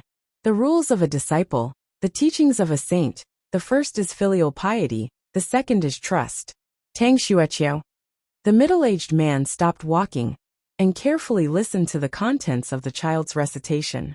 A trace of doubt appeared on his face. These 3 sentences were easy to recite, and although the words were easy to understand, if one listened carefully, it seemed to have the effect of enlightenment. It was very suitable for teaching children. There were similar teachings in the Mongolian language, but they were relatively obscure. It was rare to see such a simple and easy to understand one. Furthermore, he had never heard of the text that the child was reciting. Also, what was that Tang Shueqiu? After standing outside the courtyard and listening for a while, the child repeated the same few sentences. The middle-aged man had already thought of a few things.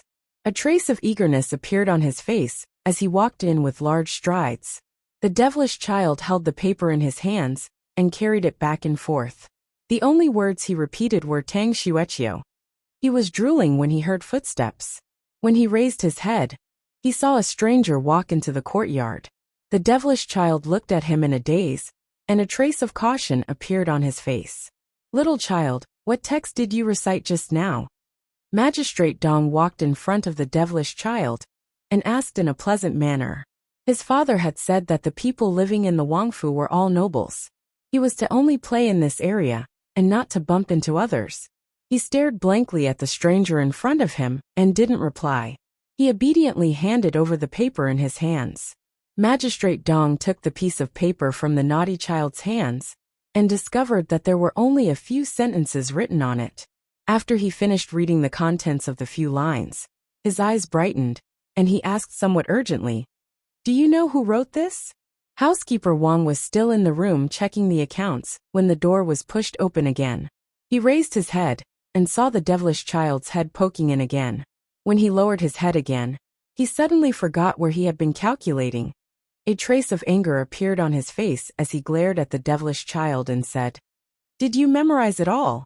If you didn't, be careful of your butt." At this time, a hand reached out from behind the devilish child and completely pushed open the door. A familiar-looking middle-aged man walked in from outside. Seeing that person, Housekeeper Wang was first stunned. Then he suddenly stood up from his seat, his face pale, and said with a trembling voice, "Magistrate Dong." At this moment he felt a lingering fear. Could it be that this little brat had offended Magistrate Dong, and he was here to punish him? Thinking of this, Shopkeeper Wang's legs suddenly felt weak, and he almost collapsed on the chair again. "Let me ask you, this 3-word rhyme was written by you. Is there anything else?" Magistrate Dong didn't have time to waste with him. He took the paper and walked in front of him. 3 words of rhyme? Housekeeper Wang stared blankly at the paper in Magistrate Dong's hand that he had just written to the naughty child. He then looked at Magistrate Dong's expression, and his heart slightly relaxed. As long as he wasn't here to denounce him. Thinking of this, he immediately changed his expression and explained with an apologetic smile. "I didn't expect such a capable person to exist in such a small mountain village." After listening, Magistrate Dong stroked the short beard on his chin and praised. With his knowledge, he could naturally see the meaning behind these few short sentences. This was clearly a Mongolian text to teach children to learn etiquette. Without etiquette, one would not be able to stand. From a young age, teaching them to develop a kind and honest nature, teaching them to be virtuous, to guard against evil, and to be sincere was also beneficial in developing good family and academic values. If this text could be carried out, it would definitely be a great contribution to education. It would be a good deed that would last for thousands of years. Not only would the difficult problem he was facing be easily solved, if he really made some achievements, there might even be a slight possibility of leaving his name in history as an official who didn't want to leave a thick stroke in the history books, just based on other political achievements. To achieve this was tantamount to reaching the heavens. But the merit of education could influence future generations. Thinking of this, even with his temperament, he couldn't help but feel a surge of emotions. Do you know the entire text? Magistrate Dong looked at housekeeper Wang with sparkling eyes and asked. At this moment, he desperately wanted to know if this text was as he imagined it to be, an excellent piece of teaching Mongolian, so that he wouldn't rejoice for nothing. Sir, I only heard about a dozen sentences that day. I don't know if there is the entire text. Housekeeper Wang replied honestly. Magistrate Dong looked at him and thought for a moment before saying, send someone to ask the village teacher again. If there really is it, you must bring the entire text back and send it to the yamen.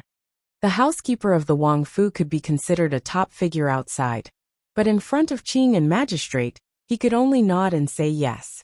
In order to show the importance he placed on this matter, the moment Magistrate Dong's foot left, housekeeper Wang hurriedly left the Wang Fu. He ordered the servant to drive the carriage faster and try to finish this matter in the shortest amount of time possible. Outside the school in Willow Leaf Village, Qing once again saw housekeeper Wang. When she found out that he had not come to find her brother-in-law, but to find her, she was slightly surprised. She had some impression of housekeeper Wang.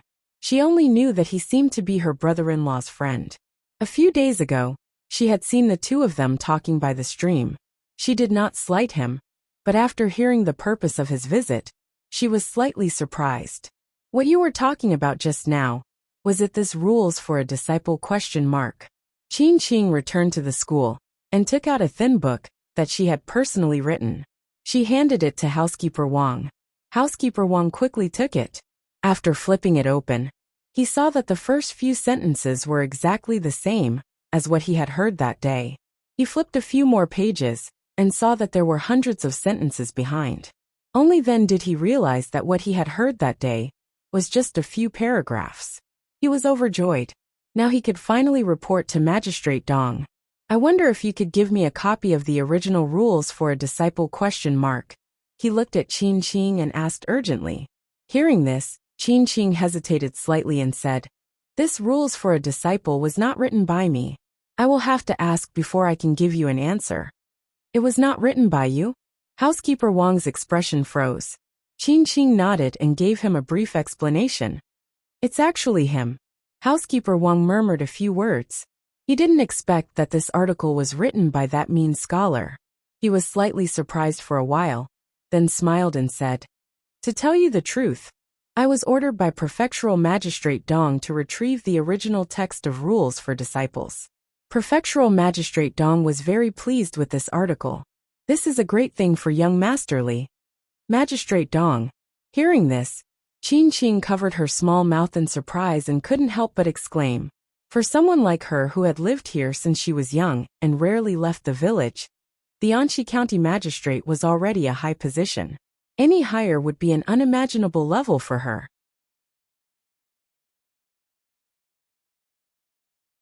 Chapter 140. Good, what a good disciple rules! ! Prefectural Magistrate Dong flipped through the thin book in his hands, and the worry on his face disappeared.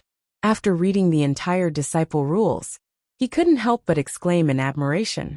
Disciple rules. A person standing quietly in the hall raised his head and looked at Prefectural Magistrate Dong with a confused expression. He didn't know what made Magistrate Dong so happy. And what was this disciple rules? Professor Feng, take a look at this disciple rules as well.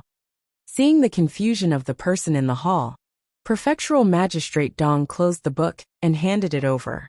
The man called Professor Feng accepted the book with both hands, his heart full of suspicion. When he looked at it, he saw the beautiful 3 small words on the cover: Disciple Rules. He raised his head and glanced at Prefectural Magistrate Dong before flipping to the first page. There were only a few thousand words, but Professor Feng read very slowly. Gradually, his expression changed from calm to excited. Magistrate Dong, this disciple rules. Who wrote it? Professor Feng raised his head to look at Prefectural Magistrate Dong, his expression shocked. These 3 words are simple and easy to understand. They promote filial piety, honesty, benevolence, and observance of propriety. It is truly an excellent work for enlightening and educating the disciples.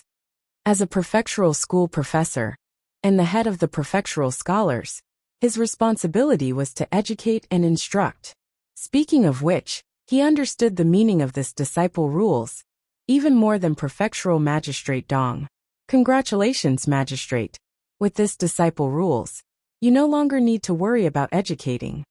Professor Feng quickly understood the crux of the matter, and saluted Prefectural Magistrate Dong with his fists. Of course, he understood the difficulties Prefectural Magistrate Dong faced. If he presented this disciple rules, he could make up for the lack of educating this year. I heard that this article was written by a scholar in the prefecture. I owe it all to him. Prefectural Magistrate Dong was clearly in a good mood, and no longer had the troubled expression from before. When the steward of the mansion had delivered the article, he had already told him that this disciple rules was not written by the female teacher. It was written by a young man named Li Yi. Prefectural Magistrate Dong immediately sent someone to investigate the scholar's background. Of course, the most important thing was to confirm whether or not he was from Qing and Fu. If the rules for disciples had already appeared elsewhere, then wouldn't he have been happy for nothing? Fortunately, Li Yi did not disappoint him. He had the title of Xiaocai, and was a member of Qing and prefecture under his rule. Prefectural Magistrate Dong had already memorized this name. If he were to become a high scholar in the future, he could take care of him and recommend him to the Ministry of Appointments, so that he could fill the vacancy. It's all thanks to Sir's guidance. Professor Feng flattered him at the right time. If this rules for disciples could be implemented, then the credit of educating would definitely fall onto Magistrate Dong's head. Magistrate Dong seemed to have thought of something. He shook his head and said, "It's just that the elementary scholar named Li Yi doesn't seem to want to improve himself. He doesn't focus on his studies, and wants to become a high scholar as soon as possible. Instead, he opens a shop in the city. A good scholar doesn't want to be a businessman. If I hadn't sent someone to verify this, I wouldn't have believed that he was the one who wrote the rules for disciples." Li Yi. Professor Feng paused and asked, "Is it the Li Yi who wrote Immortal Magpie Bridge and Shuidiao Getu?" Professor Feng also knows this person? Prefectural Magistrate Dong raised his eyebrows and asked, "The Li Yi I know is the one who wrote Immortal Magpie Bridge and Shuidiao Getu. Li Yi is unparalleled in poetry, and was called the #1 scholar of the Jing Kingdom by the Secretary of Education. I don't know if it's the same person that Sir is talking about," Professor Feng said after some thought. "Shuidiao Getu? The poem that was circulated during the Mid-Autumn Poetry Meet?" Prefectural Magistrate Dong furrowed his eyebrows. In his opinion, poetry was just a small path, and had no use in governing a country. It was all leftovers from their playtime. As for the Mid-Autumn Poetry Meet, he only went through the motions and didn't pay much attention to it. Later, he only heard about Shuidiao Getu from the daughter of the manor. As for who wrote the poem, he wasn't too sure. If it is really as Sir says, then this kind of scholar, who doesn't know how to improve, should be given a beating. If we can get him to return to the right path, perhaps he will be another good talent in the future. Professor Feng heard this and said with a frown, as a prefectural professor, what he did the most was to teach and guide the students of the prefectural school. Who knew how many stubborn and mischievous students had walked the right path under his guidance? I didn't think that the teacher would have such an evaluation of him. I am even more curious about this person. A look of interest appeared on Prefectural Magistrate Dong's face, as he stroked the short beard on his chin. These few days, the young masters and misses of Qing and prefectural city had many complaints about the Rui workshop. Since a few days ago, this shop had stopped selling Ruidu. They could only rely on previous orders to get the goods. This caused many people who didn't have the time to buy to feel regret.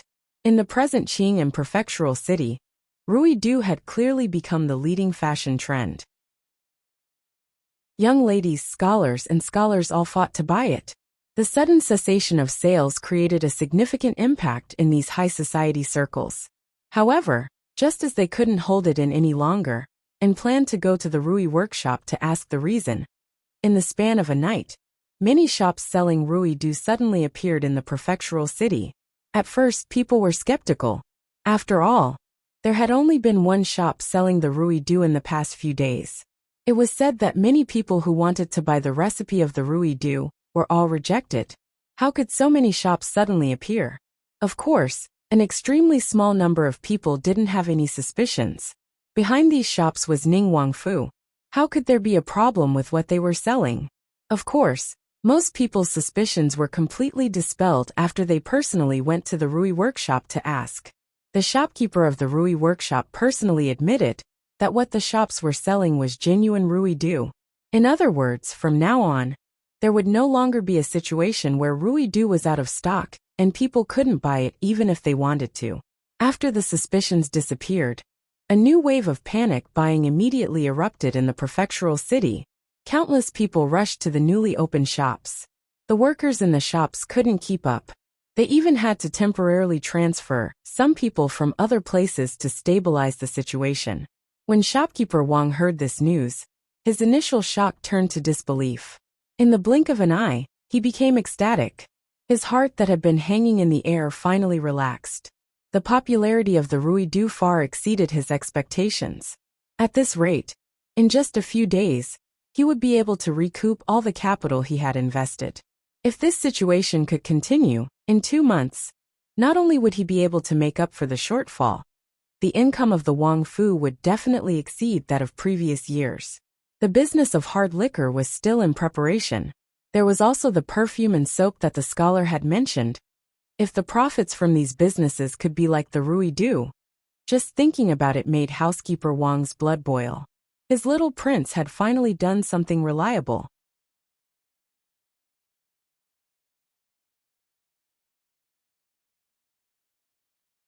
Chapter 141. Have you heard? Other than the Rui workshop, a few more shops in the city have started selling Ruidu. How come I didn't know? Is the news true? It's true. Today, a few more shops in the city have Ruidu on sale. Before I came, I saw someone buy it. Let's hurry to that shop. If we're late, we'll have to wait a few more days. Seeing a few scholarly-looking youths pass by them and rush in a certain direction, a middle-aged man wearing an ordinary Confucian robe said with some confusion, "These days, there's an item called Ruidu. It's all the rage in the prefectural city, especially among the socialites. Why are these men rushing like ducks for it?" Another person beside him said, Magistrate, you may not know this, but this Rui nectar is highly regarded among the students. By smearing it on one's body, it can relieve fatigue, refresh one's mind, and increase one's spirit by 100 times. When a student is tired from studying, just a few drops would be enough for them to continue studying. These two people, dressed in plain clothes, walking slowly on the street, were Magistrate Dong and Professor Feng. Because of the rules for disciples, they were very curious about the elementary scholar, named Li Yi. They wanted to see for themselves what kind of person was able to write such a piece of Mongolian literature, and what kind of person he was. Of course, other than this reason, they also wanted to use this opportunity to teach him to turn over a new leaf and diligently seek scholarly honors. If he really did succeed in the future, the magistrate and the professor would personally come to reprimand him, causing him to suddenly come to his senses and devote himself to studying. This would become a legend. If that's the case, then he has benefited the students of Qing'an Prefecture, Magistrate Dong said with some surprise. He was not unfamiliar with this Ruidu. These days, the women in the family often used this item. The mistress had even mentioned to him that this item was being fought over by many socialites. If she hadn't sent a servant girl to buy dozens of bottles, she probably wouldn't have been able to buy it. However, this was the first time he knew that this Ruidu had such an effect. If he could help these students and make them study more diligently, it would be a great contribution. Professor Feng nodded and said, "Yes, in the prefectural school, there are already many students who have responded that this item is indeed very useful for studying. I am thinking of purchasing a batch to see if it can be popularized." Yesterday, after Prefectural Magistrate Dong had asked to see the scholar named Li Yi, he had done some research. Only then did he discover that the author of Rules for Disciples was the person the Minister of Education called the #1 scholar in the Jing Kingdom. At the same time, he was also the shopkeeper of the Rui workshop in Qing'an Prefecture.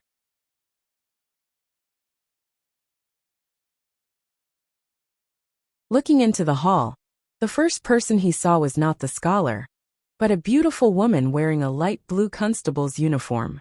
When Magistrate Dong entered, the woman happened to raise her head to look at him. The moment he saw the woman, Magistrate Dong stopped in his tracks. His body trembled, and the dignified expression on his face disappeared. His expression became serious, and he was about to speak when the woman waved her hand casually. Magistrate Dong's words were immediately stuck in his throat. Professor Feng did not recognize the woman. After entering, he wore the serious expression that he usually wore in front of students. He walked to the side of the only young man in the hall and asked, "You are Li Yi?" Li Yi's face showed a look of shock.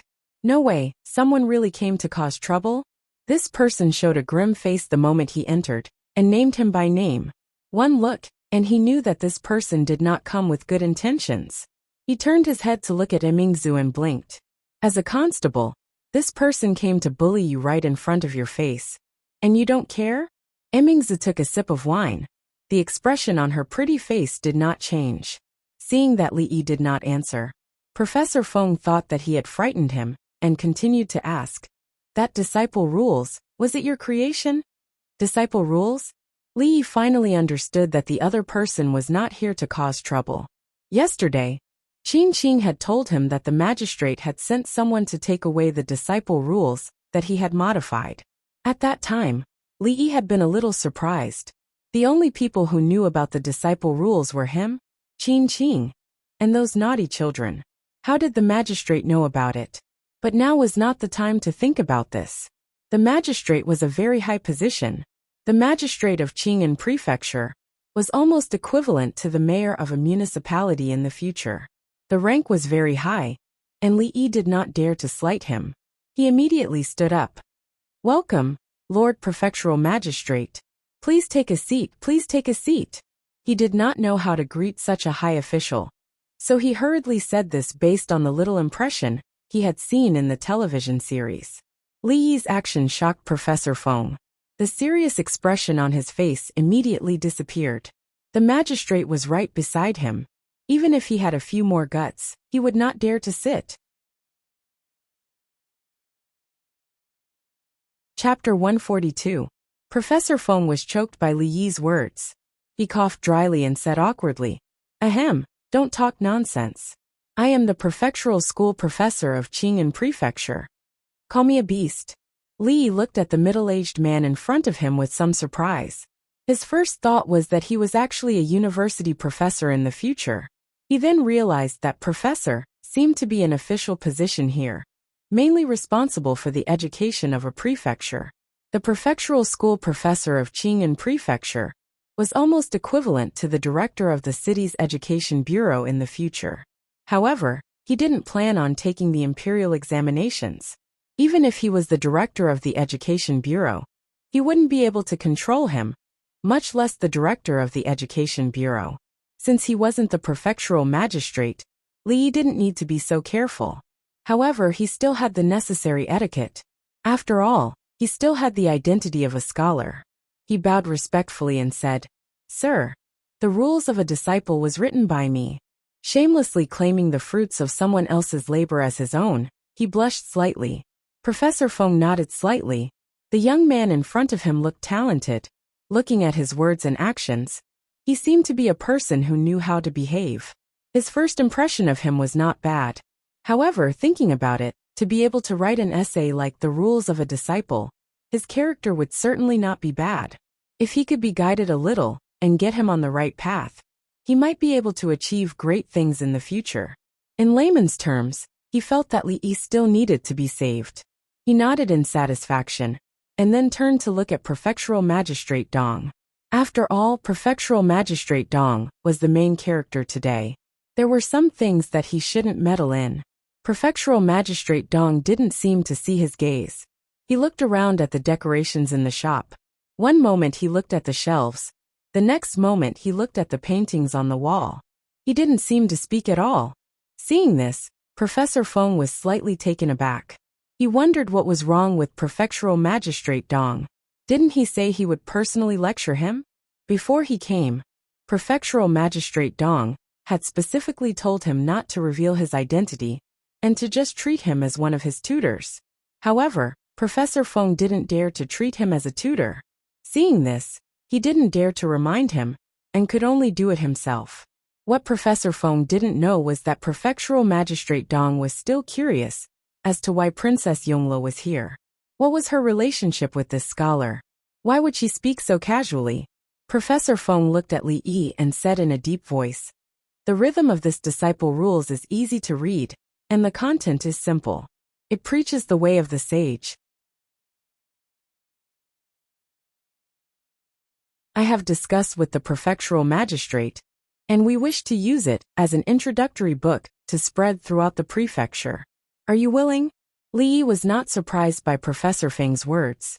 Yesterday, when Qin Qing told him about this matter, Li Yi had already prepared himself for someone to come looking for him. After such a long time, he had more or less figured out the situation of this world. When he first read the annals of the Jing Kingdom, he was completely clueless about the history of the Jing Kingdom. However, when he went back further, he could find some familiar traces. Xia Shang, Zhou Qin, Chu Han, three kingdoms, Wei, Jin, and northern and southern dynasties were all there.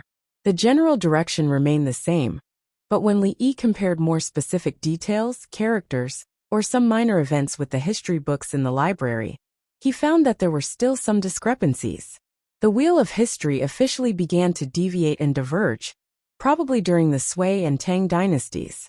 The country named Tang ended the chaotic times at the end of the Sui dynasty. However, not long after the country was founded, it welcomed a major split, forming a regime similar to the 5 dynasties and 10 kingdoms. The Jing Kingdom was established at that time, and it had been 50 to 60 years since then. There was no 3-character classic or 1,000-character classic in this world. Although there were other introductory books to replace them, they were relatively obscure and not suitable for children to learn. They were far from being as easy to understand as the disciple rules. The disciple rules still had a lot of controversy in later generations. Some people said that it promoted foolish teachings and was only suitable for the ancient feudal society. Both sides expressed their own views, and the controversy was not small. However, in the current Jing Kingdom, where Confucianism was still the mainstream, no one dared to say that the disciple rules promoted foolish teachings. The father was the ruler of the sons, and the monarch was the ruler of the ministers. Daring to say that this was a feudal way of thinking, did you want to rebel? With such a big label on your head, even the most powerful person would be crushed to death.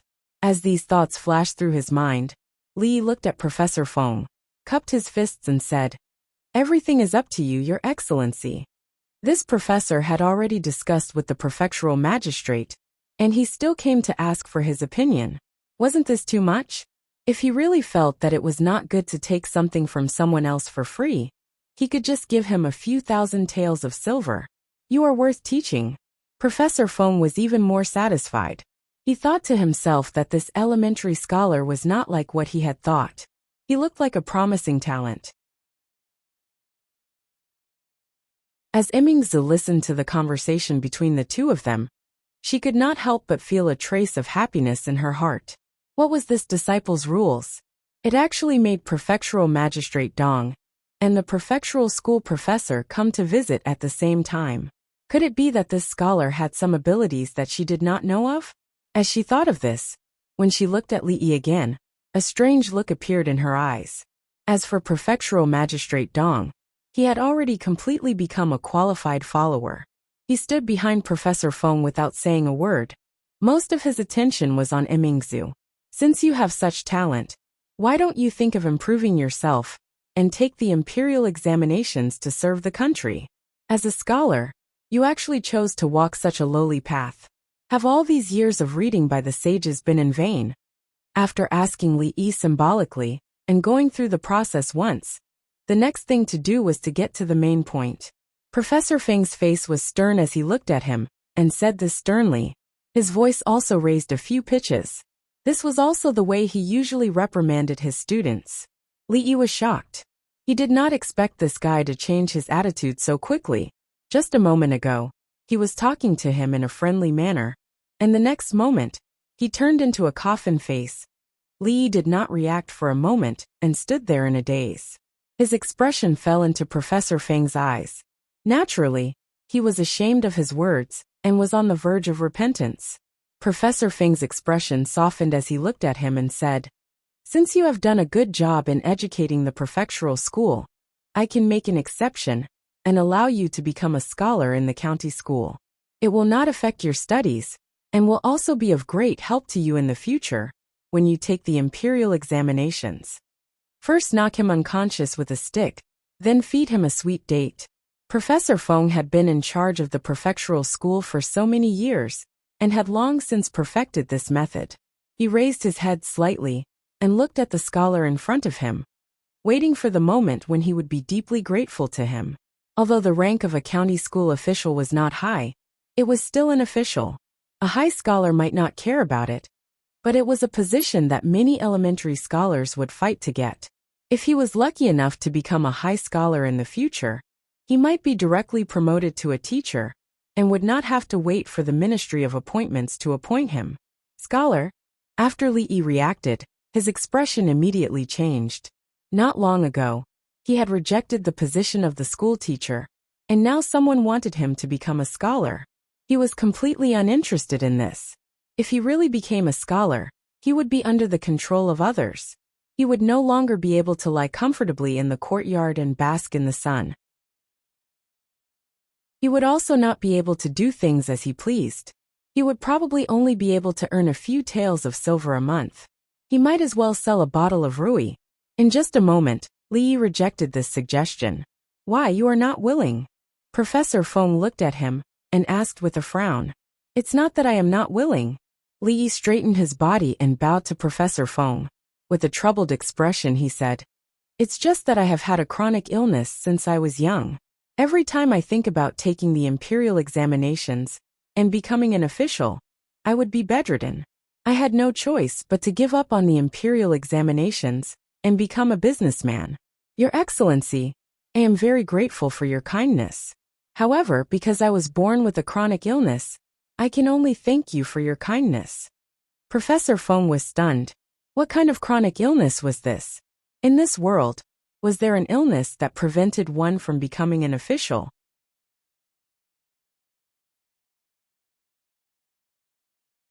Chapter 143. Naturally, Professor Feng did not know what terminal laziness cancer meant. None of the students he taught had ever talked nonsense to him with such a straight face. He was still suspicious. Could this really be a strange illness that he had never heard of before? An illness that prevents one from becoming an official? Emingzu had a strange look in her eyes. As for Magistrate Dong, who had been standing silently at the side, his face began to darken. This scholar clearly had no interest in fame and did not want to become a mere academic official. He made up this chronic illness that prevents one from becoming an official to fool Professor Feng. And Professor Feng actually believed it. If Princess Yonglo was not present at this moment, Magistrate Dong would have reprimanded this unambitious and self-deprecating student. If everyone was as lazy as him, how could the country recruit talents? Forget it, forget it.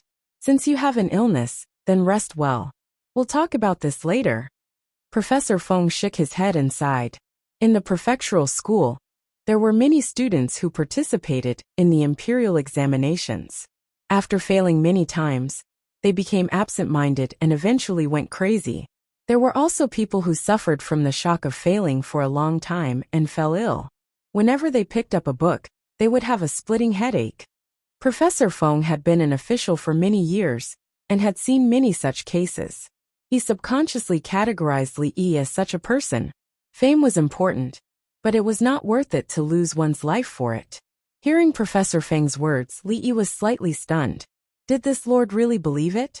At this moment, he couldn't help but feel a little guilty in his heart. Deceiving such an honest person really made him feel a little uneasy. I did not expect such a strange illness to exist in this world. This official is truly ignorant. After walking out of Fortune Square, Professor Feng let out a long sigh. There was a deep sense of regret in his tone. Do you really think that he was speaking the truth? Magistrate Dong looked at him with a strange expression. Magistrate Dong had to admit that aside from Princess Yongla, after this incident, his impression of that scholar had become even deeper. Magistrate Dong, what do you mean? Professor Feng looked at him with a face full of confusion. A moment later, a man on the street suddenly flew into a rage and attracted the attention of many people. This brat, how dare he deceive me? Professor Feng was seething with anger.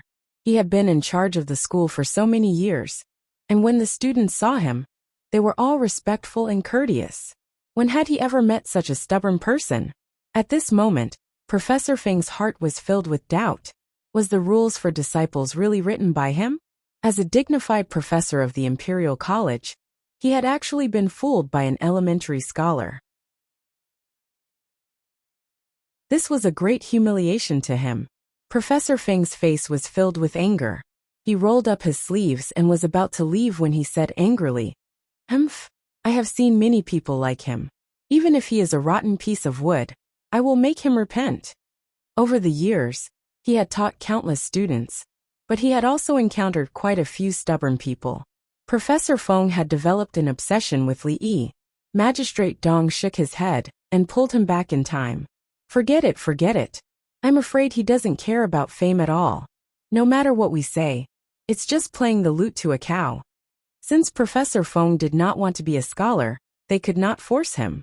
Furthermore, there was the princess in the shop, so they could not let Professor Feng meddle. Professor Feng did not know her identity. If he said something wrong and offended the princess, it would not be good.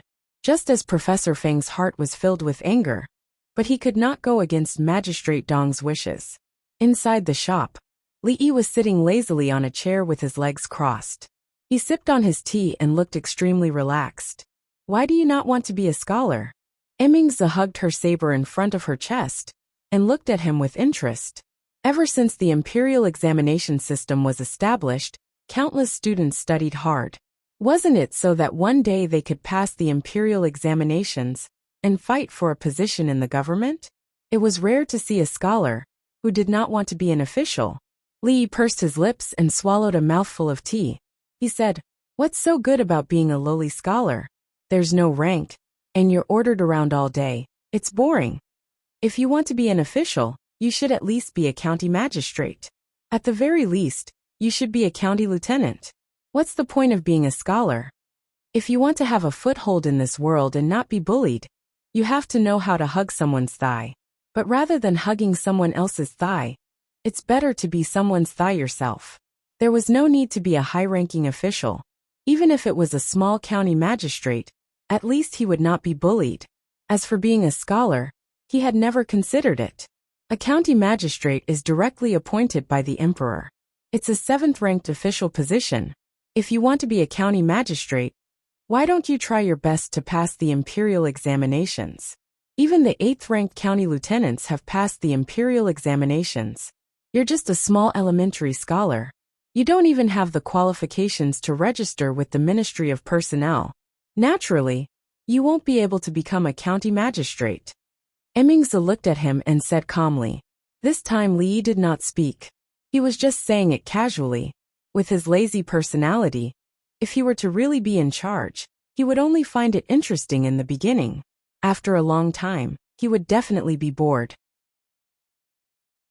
Let's go. The female constable did not pursue the matter. She finished the small jar of wine and tossed out these 2 words lightly. Then, She continued to patrol the streets. County Lieutenant. The moment she stepped out of the main door, the corner of her mouth curved slightly.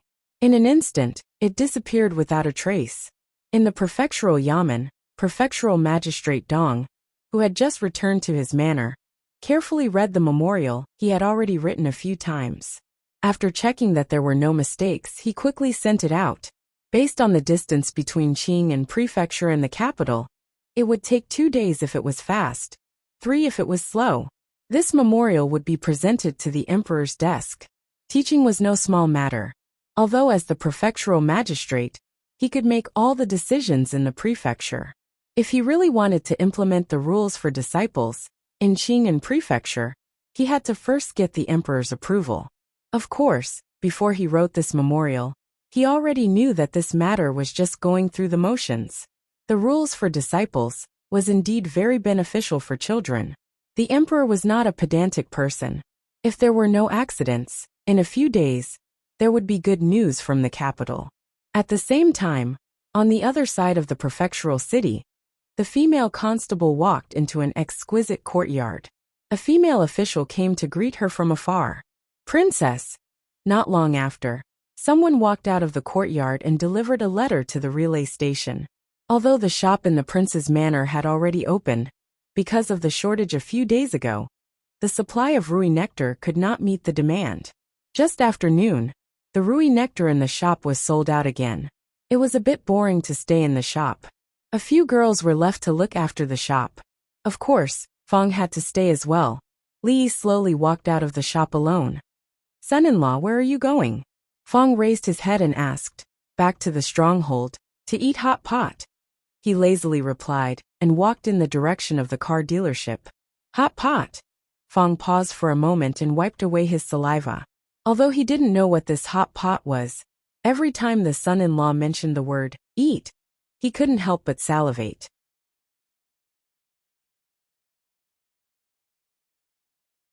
Chapter 144. The charcoal fire was burning brightly under the stove, and steam was bubbling out of the pot. Li put the thinly sliced mutton into the pot. After it was scalded by the soup, it quickly flipped over. Just as he was about to reach out his chopsticks to pick it up, a shadow suddenly flashed before his eyes and snatched away the mutton that he had just placed in the pot.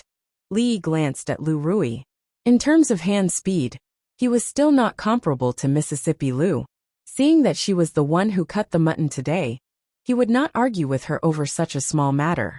He picked up another piece of mutton that was as thin as a piece of paper and dipped it in the seasoning bowl that he had prepared beforehand. It melted in his mouth. To be able to cut the mutton into such thin pieces, Mississippi Lu's knife skills were indeed worthy of her reputation. Of course, hot pot could not be eaten without spicy food. He did not find a place that sold chili in the market, but fortunately, there were all kinds of seasonings here, so he found a substitute. Although the spiciness was still not comparable to chili, he could only make do with it. Xiaohuan, add some tofu. Oh right, add some vegetables too, and also mushrooms, carrots. Li instructed the maidservant while taking a sip of fruit wine. Although eating hot pot in autumn was not as enjoyable as eating in winter, Li, who had been itching for it for a long time, could not wait that long. Husband, eat slowly. No one is going to fight with you, Lu Rui said in amusement, as she watched Li pick up a piece of tofu from the pot and put it into his mouth. He was so hot that he sucked in air and did not want to spit it out. Why is no one fighting with you? Li glanced at Mississippi Lu, who was sitting opposite him. His hands did not stop moving, and he scooped up the mutton that he had just placed in the pot.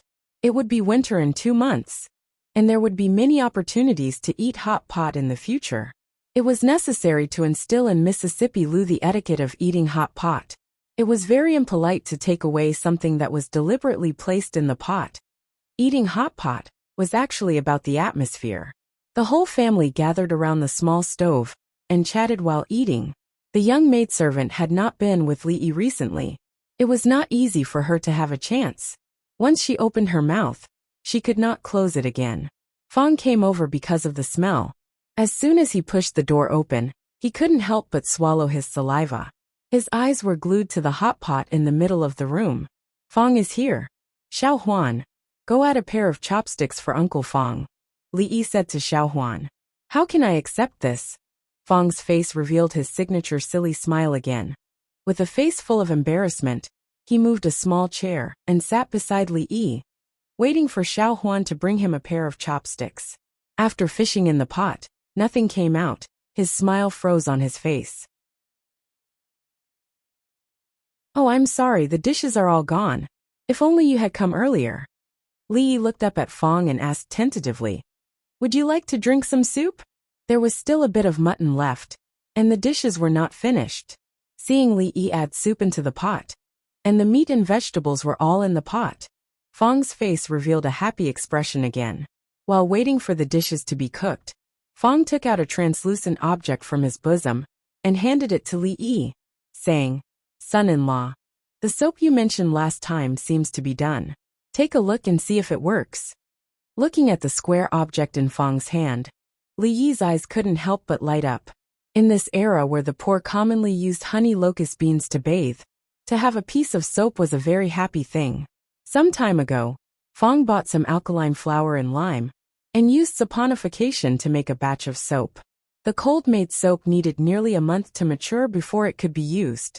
During this time, Li Yi was busy with Rui's due, so he asked Fong to count the days and inform him when the time was right. Having just finished eating the hot pot, it was inevitable that his hands were a little greasy. He couldn't wait to get some water, and after rubbing the soap in the water, a layer of rich foam appeared on his hands. This was the advantage of handmade soap.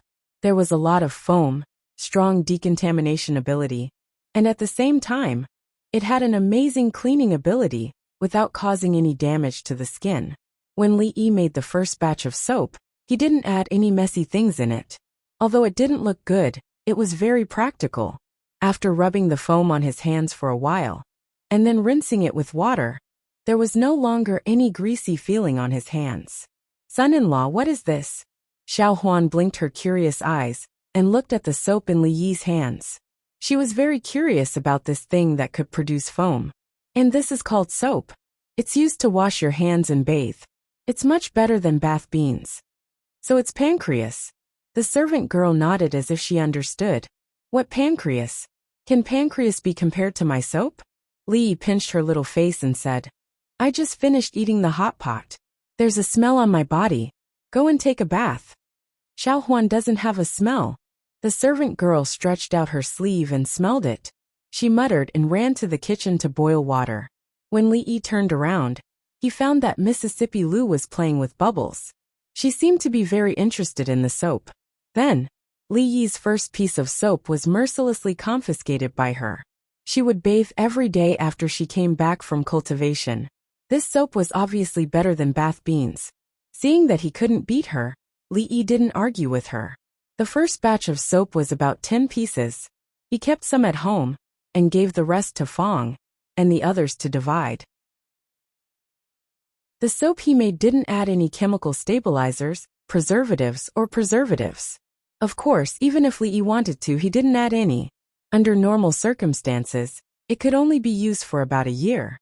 According to the tutorial in the book, he actually made it in one go. Next, he would make some in small batches, improve the process, and add some essential oils and spices to it. Then it would be the real soap. As for the current product, it could only be called soap. If he added some sulfur, it would be sulfur soap. It had a certain effect of killing germs and pests, and could prevent diseases. In this era where hygiene awareness was still very low, it had a higher practical value. Rui soap had been retired for a long time. It was time to introduce a new product. This time, Li Yi planned to take the low-end and high-end routes. The ordinary soap would be sold at a lower price, and the scented soap would be slightly more expensive, going the route of the aristocracy. Of course, the fragrance could also be customized, but the price would be higher. Covering both the low-end and high-end markets, the profits would probably be higher than Rui soap. However, because the production period was too long, it would probably be next year before the soap could be officially sold. With the help of the other shops, the business of Rui soap gradually decreased after 2 days. There were a few girls and Fong in the shop to take care of it, so he didn't need to worry. He hadn't left the mountain for 2 days. When he had nothing to do, he practiced martial arts, told a few adapted fairy tales to the little maidservants, or found some interesting books in the library to recharge himself. His days were very leisurely. It was late at night, and the Willow Leaf village was very quiet. Hundreds of miles away, in the imperial palace of Jingdu, in a magnificent palace, it was also quiet. Chapter 145. Occasionally, the sound of paper flipping could be heard in the frighteningly quiet main hall, interspersed with a few light coughs. Right now, the most powerful person in the Jing kingdom was putting down a memorial that had been sent from the northern border. His dignified face showed signs of fatigue. The disaster year has just passed. The flood in the south is beginning to appear. The problem of banditry in the northwest is still unresolved. The Qi kingdom is ready to make trouble and wants to invade the border of the Jing kingdom. Am I really not a good emperor? Why does God want the people of the Jing kingdom to suffer so much? After reading several memorials in succession, all of them were worrying matters. The man muttered a few words. For a moment, he didn't know whether he should continue reading or not. At this moment, the door of the palace opened quietly. A stooped figure walked in silently. It was an old man with a face full of wrinkles. His face was white and beardless. He wore an ordinary gray robe. He walked up the steps and stood in front of the wide table. He said in a low voice, "Your Majesty, concubine Yen has returned from a visit today. She is waiting outside the hall." There was a trace of femininity in the old voice, but no emotion could be heard. "It is very late. Go tell her that if there is anything, we can talk about it tomorrow." The man heard the words and waved his hand. At this time, he was annoyed and did not want to see anyone. He did not even want to see his most beloved empress. Naturally, he did not want to see concubine Yen. The old man nodded and quietly retreated. After a while, he came back again and presented an item in his hand. He replied, "Your Majesty, concubine Yen has returned to the palace. She sent me to present this item to your Majesty. This item is called Ruidu. Concubine Yen brought it back from a visit. It is said that it has the effect of dispelling fatigue." Oh, Emperor Jing took the small porcelain bottle from his hand. When he was about to open it, the old man said again, "Your Majesty, the origin of this item is unknown. Should we let the Imperial Physician Bureau examine it first, and then?" Emperor Jing waved his hand and said, "It does not matter. This is her kind intention. Besides, concubine Yin will not harm me. By the way, how should I use this item?" "Her Highness, concubine Yen, said that you can drip this on your hand," the old man said. He had personally tested it just now. When this thing was dripped on the body, it would indeed emit a strange smell. It could slightly stimulate one's spirit, and it could also be considered to have the effect of dispelling fatigue. Based on his decades of experience, this thing was not poison. Of course, if this thing needed to be taken to be effective, he would not let His Majesty take the risk, regardless of whether concubine Yen had good intentions or not. The man opened the lid of the porcelain bottle, and a fragrant smell wafted out. When he heard that some students were using Ruidu to study, Li added a little more peppermint to the Ruidu. Since they wanted to be refreshed, he would let them be refreshed. He had not followed concubine Yan's instructions and dripped the thing on his hand, but he already felt a little clearer. A strange look flashed through Emperor Jing's eyes. He murmured, "This thing is strange. Concubine Yan's hometown is in Qing Prefecture, right? I will add this item to the tributes of Qing and Prefecture and send a batch every month." Since it had the effect of dispelling fatigue, he put the porcelain bottle aside and reached for the next memorial. After opening it, he smiled and said, "What a coincidence. This memorial was sent by the prefectural magistrate of Qing'an." The memorial was very long, with more than 1,000 words. He read it for a full quarter of an hour. After he finished reading, a trace of a smile finally appeared on his face. He said, "Rules for Disciples, it is really a superior Mongolian text. Such an article was actually written by a scholar. If those old fellows in the Directorate of Scholars read it, they would be so ashamed that they would not have the face to see anyone." He picked up his brush and wrote the word approved. This meant that Prefectural Magistrate Dong wanted to implement this Mongolian text in Qing and Prefecture, and he had approved it. Although compared to the things he was worried about, this was only a small matter, but it was still one of the few pieces of good news. It caused the haze in his heart to slightly dissipate. Of course, as for the name of the scholar, he only glanced at it and did not take it to heart. If this article was really implemented, then the scholar could be considered to have been enlightened. However, he was only a scholar, and was not worthy of the emperor personally rewarding him. The local authorities would naturally do such things.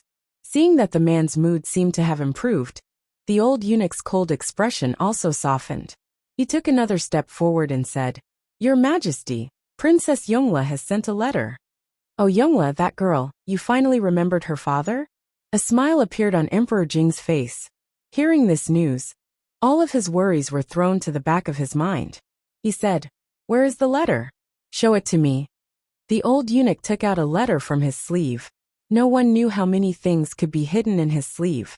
When he took it out the second time, he actually took out a small jar of wine. He said, "Your Majesty, this was also sent by someone from Princess Yongla." Seeing this, Emperor Jing stilled slightly. He took the jar of wine. After opening it, a thick fragrance of wine wafted over. Just by smelling it, he knew that this wine would not be bad. The old eunuch at the side couldn't help but gulp. When he was inspecting the wine just now, he couldn't resist secretly taking a sip. Even now, the strong taste was still lingering in his mind. Good wine. Fiercely drinking a mouthful of strong wine, Emperor Jing's eyes brightened.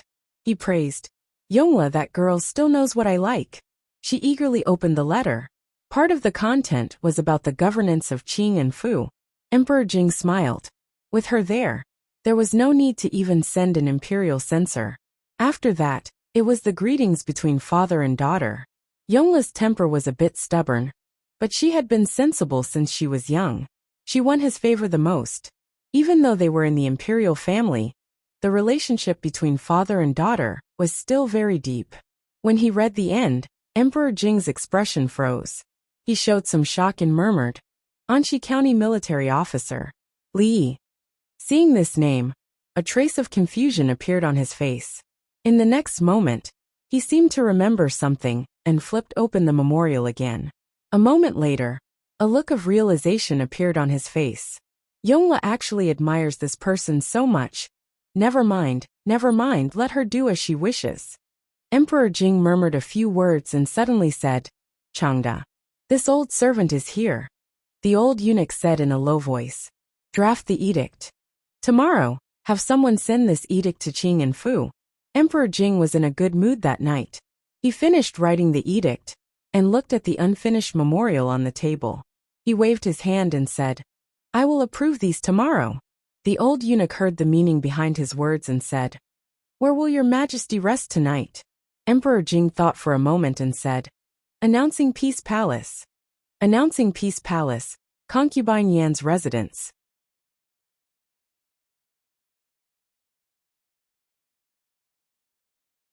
Chapter 146.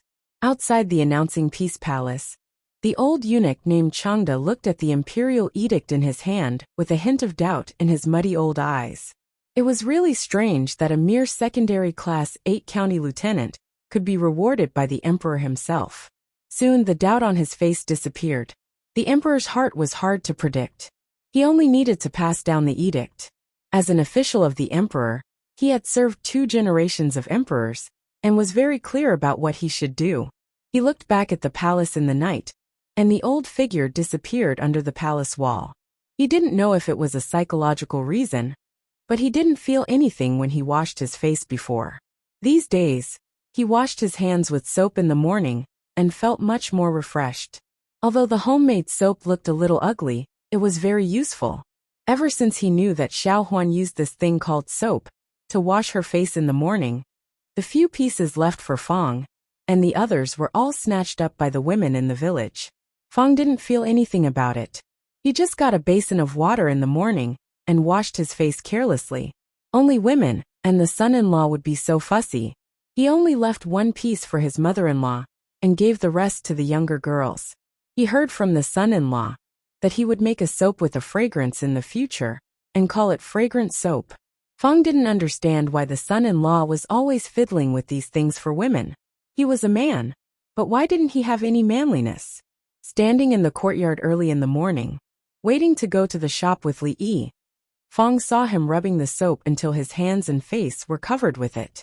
He accidentally dropped the soap on the stool. Fang shook his head helplessly and let out a long sigh. Son-in-law. Li Yi had just washed the soap off his hands when he suddenly heard Fang's voice. What's wrong? Li Yi raised his head and looked at him. You dropped the soap. Fang pointed at the soap that Li Yi had accidentally dropped and reminded him. Clang. The copper basin on the stool was also accidentally touched by Li Yi and fell to the ground, splashing the water on his face. In the shop, the 4 girls could already take charge of the shop.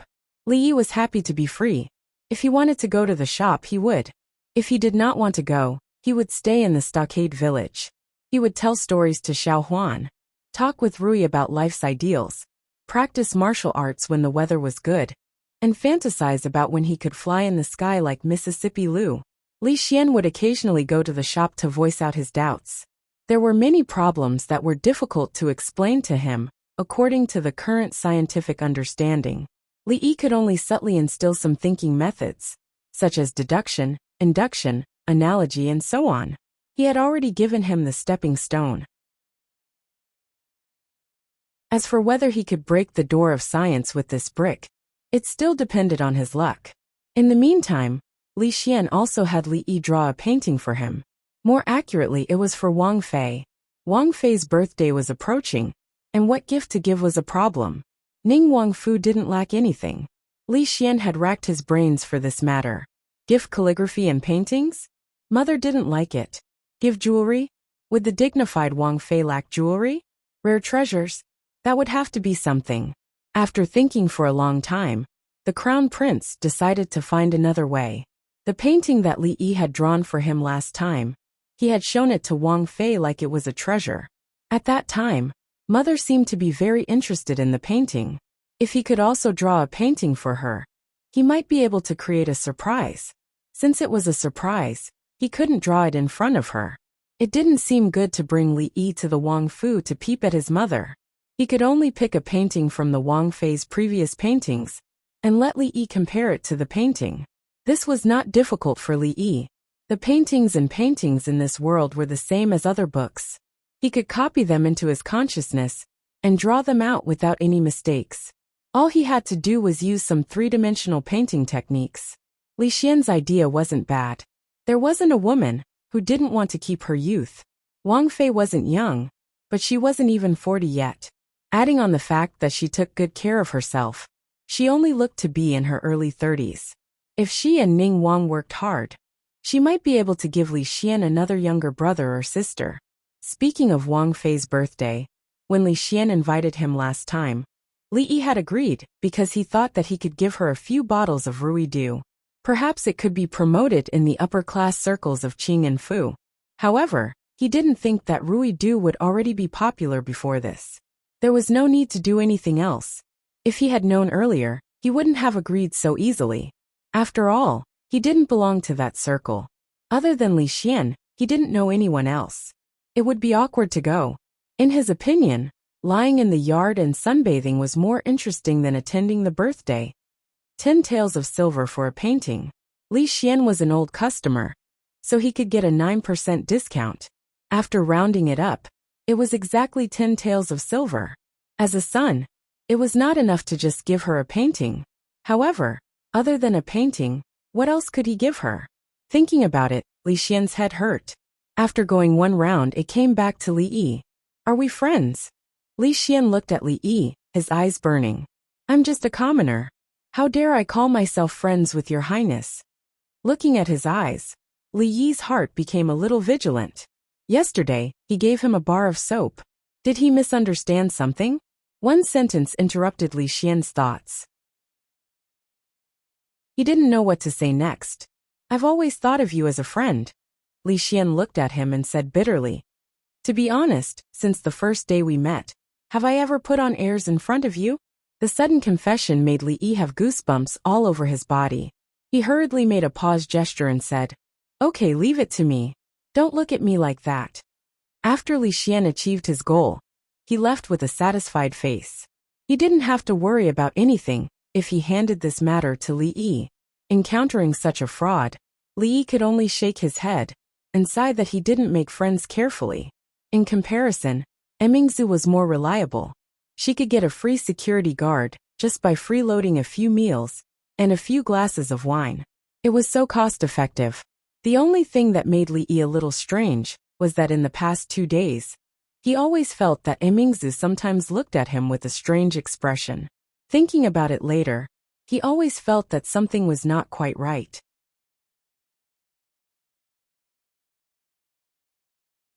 Chapter 147.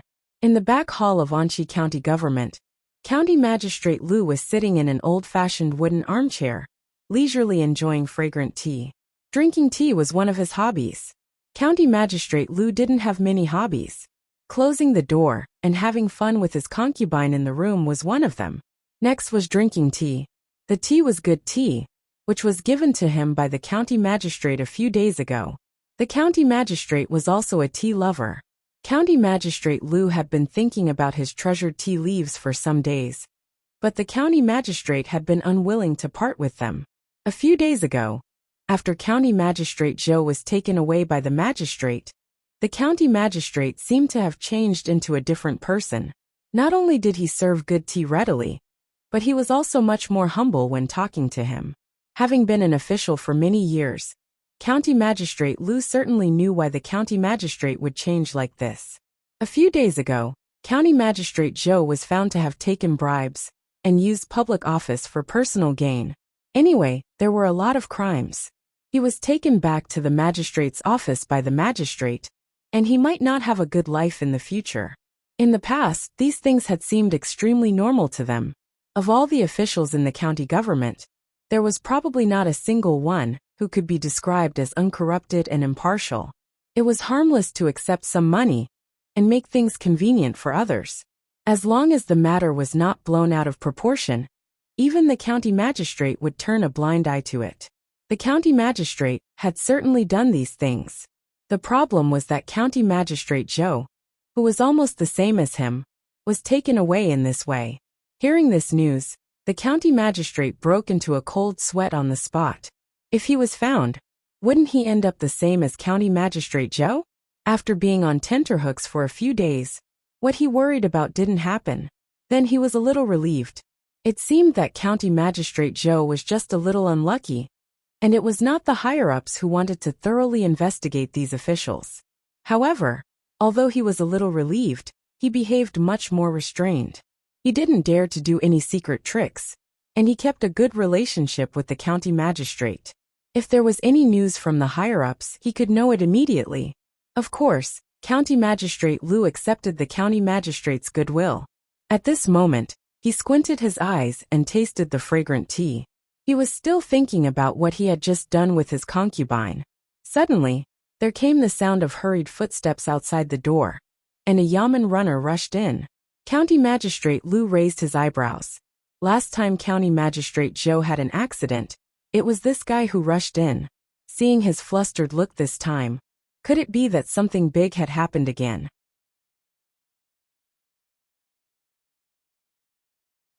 She didn't mind that he didn't knock on the door and quickly asked, "What happened?" "My lord."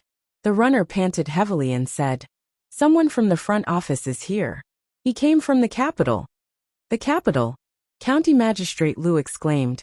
The people from the capital city did not dare to neglect and hurried to the front hall. A quarter of an hour later, County Magistrate Lu changed into his official uniform and followed 2 eunuchs from the palace to leave the yamen. The 2 of them were indeed from the capital. The imperial edict could not be faked. But they came all the way from the capital city to announce the imperial edict, just to reward a small county magistrate. When did the imperial edict become so worthless? Of course, the imperial edict would not be so cheap. County Magistrate Lu had been an official for so many years, but he had only seen it twice. It should be noted that when he took office, He only held a letter of appointment in his hand. But now, a county magistrate under his command could be rewarded by His Majesty. How could he be an emperor in the future? First, there was the honorable female arrestor, whom His Excellency warned him not to offend. Later, the county magistrate was rewarded by His Majesty, who must have a powerful background. He couldn't afford to offend them. What was the point of being a county magistrate? Lead the way. Let's go to the Li family village. When they were in the Yamen just now, County Magistrate Liu had investigated the soon-to-be County Magistrate Li. At this time, with a group of Yamen runners, he led the two people to the Li family village to announce the imperial edict. You don't have to go to the Li family village. A light voice came from behind. County Magistrate Liu looked back and saw a valiant figure coming out of the county office. Prince. When the two eunuchs looked back, their faces suddenly changed, and they were about to kneel down to salute. Emingzu waved her hand to them and said, "If you want to announce the imperial edict, go directly to the Rui workshop." In the Rui workshop, Li was lazy again and didn't come today. In addition to the four girls, there was only Fong, who was sitting in the corner and dozing off. In his intermittent dream, he followed his son-in-law to earn money and bought a big house. There were servants to serve him and everything. After a long time of torturing the wicked woman at home, she finally allowed him to take a concubine. In his joy, he was about to welcome Miss Hong from the Jade Courtyard back home. Who is Li? His Majesty has an imperial edict. Kneel down and accept it. Suddenly, a loud roar woke Fong up from his dream. His body trembled. The big house was gone, the servants and maids were gone, and Miss Hong was gone. What are you shouting for? Go to the funeral. Having his beautiful dream interrupted, old Fong was immediately enraged. He did not even see who it was before he scolded the intruder. How dare you? How dare you? The two fair-skinned and beardless men's faces darkened. They glared at Fong and said coldly almost at the same time. As eunuchs who delivered imperial edicts, they were fine in the palace. But outside the palace, everyone was respectful and greeted them with a smile. When had they ever been scolded like this? What did this fool say just now? Go to the funeral? He dared to say that His Majesty's imperial edict was a funeral. He was courting death. County Magistrate Liu, who was following them, also felt his eyelids twitching. Where did this fool come from? How could he say such nonsense? What? Do you still want to fight? Fong was still angry, because he was woken up from his sweet dream. His eyes widened when he heard the words. He took a step forward, and a burst of momentum suddenly pressed over. Was it reasonable to disturb someone's sweet dream? Just now, these two guys seemed to call his son-in-law's name. Judging from their posture, were they here to seek revenge? With that thought in mind, the aura emanating from old Fong's body grew even stronger. The two eunuchs' faces changed. Then, they became completely cold and said loudly, "Take him down. Those who don't know are not guilty. Those who don't know are not guilty." County Magistrate Liu waved his hand hurriedly before the Yamen runners came in. He looked at Fong and said, "You fool, these two are sent by His Majesty to deliver the imperial edict. Where is Li? Ask him to come out to receive the imperial edict." Receive the imperial edict? Fong looked at the man in the official robe and the two eunuchs. He stood there in a daze, and his mind was blank. Several women stood beside the counter and looked over with shock in their eyes.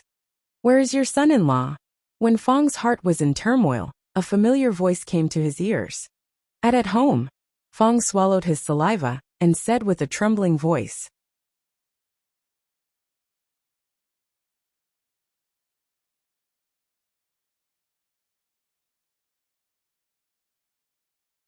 Chapter 148. Compared with the Willow Leaf Village 2 or 3 months ago, the difference was like heaven and earth. Last year, there was a drought, and the already barren mountainous region had no harvest.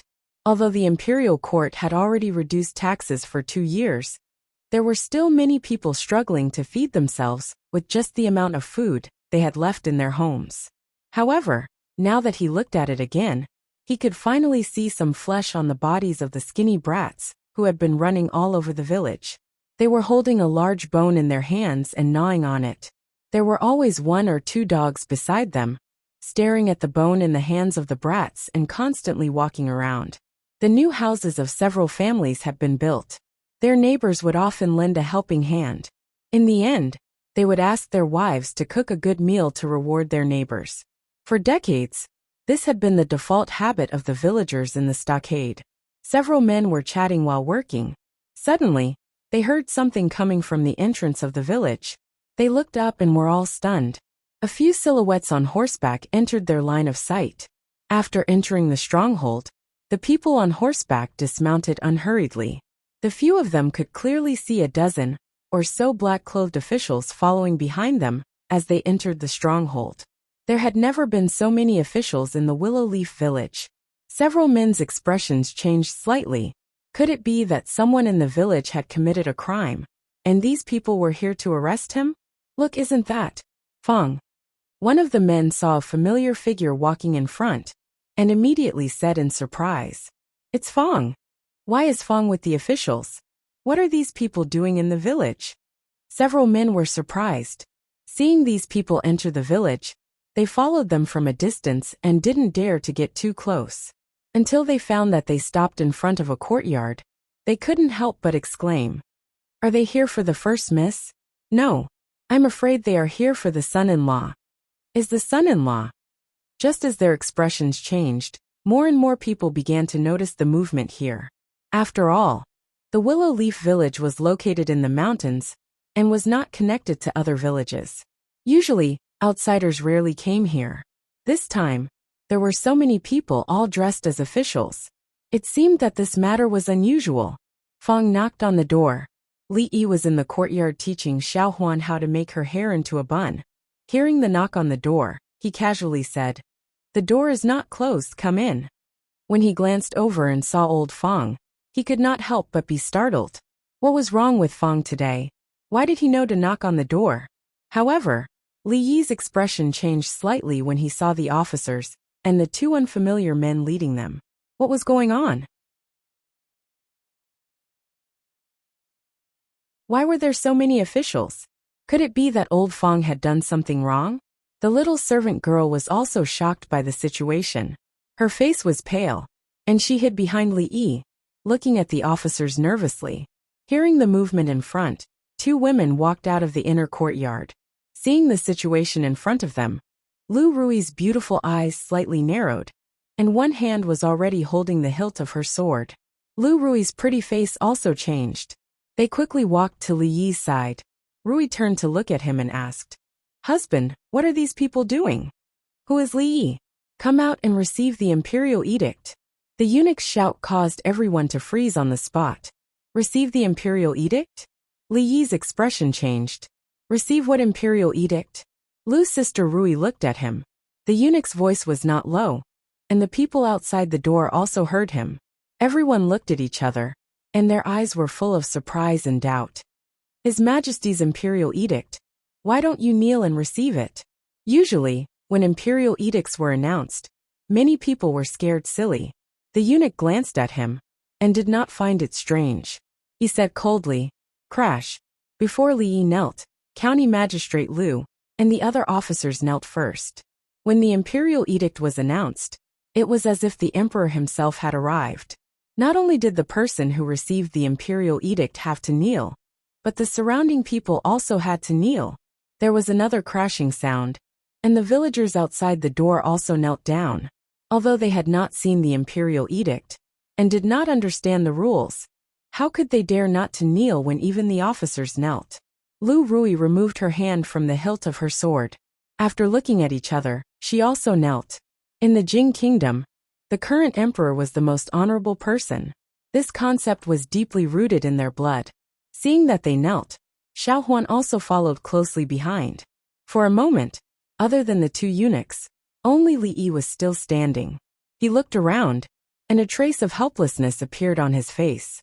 He walked in front of the 2 eunuchs and knelt down, saying, "This commoner receives the imperial edict." Although he really did not want to kneel, he did not want to be accused of disrespecting the emperor. "Even the imperial edict is here. Which bastard framed me?" After kneeling down, he murmured in a low voice, The first person that appeared in his mind was the guy who claimed to be a professor of the prefectural school that he met a few days ago. Other than that, he really could not think of any other reason. When the eunuch heard him murmur, the corner of his mouth twitched, and he almost flew into a rage on the spot. When he thought of the princess's instructions, he suppressed his anger and read the imperial edict. Listening to the eunuch read a lot, Li roughly understood the reason.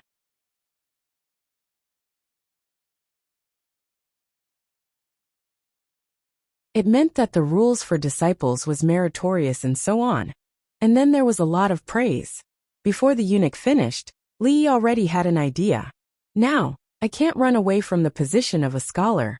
When he thought of this, the eunuch had already read to the end. You are conferred the title of Anshi County Lieutenant, and you will be blessed by the Emperor forever. County Lieutenant. Li suddenly raised his head, and his face was full of disbelief. Because of his meritorious service, he was conferred the title of County Lieutenant? How could this be possible? Isn't it too sudden and too big a turn? This is not common sense at all. Who on earth is framing me? County Lieutenant Li quickly received the imperial edict. Seeing him standing there in a daze, County Magistrate Lu could not help but urge him.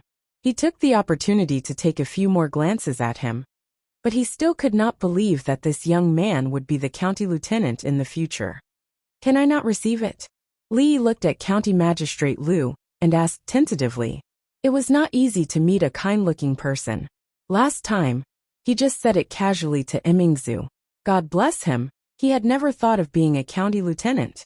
Suddenly, Li seemed to think of something, and his face suddenly showed a look of understanding. Are you going to defy the imperial edict?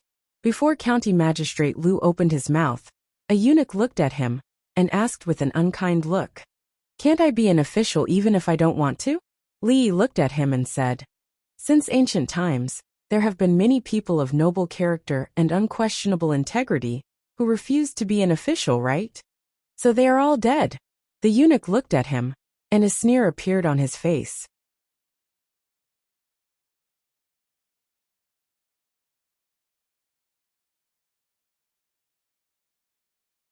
Chapter 149. After announcing the imperial edict, the two eccentric eunuchs walked away with sullen faces. According to the usual practice, when it came to conferring titles and increasing nobility, the person receiving the imperial edict would always prepare a small gift to express his gratitude.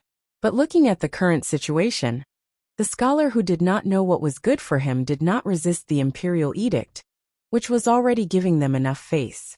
Over the years, there were many noble and reclusive officials who resigned from their positions. The emperor was wise and magnanimous, so he had never been convicted for this, but he still felt embarrassed. Fortunately, he had listened to Her Highness. Otherwise, he might not have been able to resolve the matter today. The man in the official uniform also left. When Li Yi heard him introducing himself as the county magistrate and his future superior, he realized that he was also the father of the young man who had enmity with him. He had offended his superior before taking office. However, this was not the most important thing. Looking at the neatly folded official uniform and the official seal on it, Li Yi began to feel a little absent-minded again. Did the emperor's brain get kicked by a donkey? Didn't he just copy an article? Why did he make him a county magistrate? What a sin! If he had known this earlier, he wouldn't have copied the disciple rules. He had never thought of throwing himself into the tide of building feudalism. When he had enough money in the future, he would be able to travel and travel when he was bored. If he became a county magistrate, he would have to manage some trivial matters all day long. Wouldn't he be tied to Anshi County? Li Yi's heart was heavy. He was inexplicably appointed an official, and he was not happy. However, the others did not think so. Fong, who was the first to know the news, was still in a daze until now. County magistrate, how did the son-in-law become a county magistrate? In the past, a county magistrate was equivalent to one of the top positions in the stronghold. In this way, it was already a high position that Fong could not imagine. Of course, apart from Fong, those who were still standing outside the door were also dumbfounded. The second aunt had just returned from the chicken coop, and the egg in her hand had already fallen to the ground and broken into pieces. She, who had always been stingy, did not notice this at all. She muttered in a trembling voice, "County Lieutenant, County Lieutenant, County Lieutenant." The expressions of the other direct descendants of the Liu family were also particularly interesting. The Willow Leaf village started with bandits. Since the establishment of the village, they had gradually transitioned from bandits to ordinary farmers. There hadn't been a scholar for decades. Suddenly, a county lieutenant appeared out of nowhere.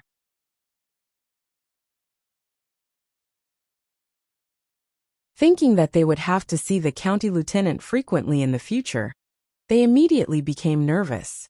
Upon thinking of certain things, many people started to feel slightly uneasy. After all, he had snatched it back then. Now that the weak scholar had become the county magistrate, would he come back to settle the score with them?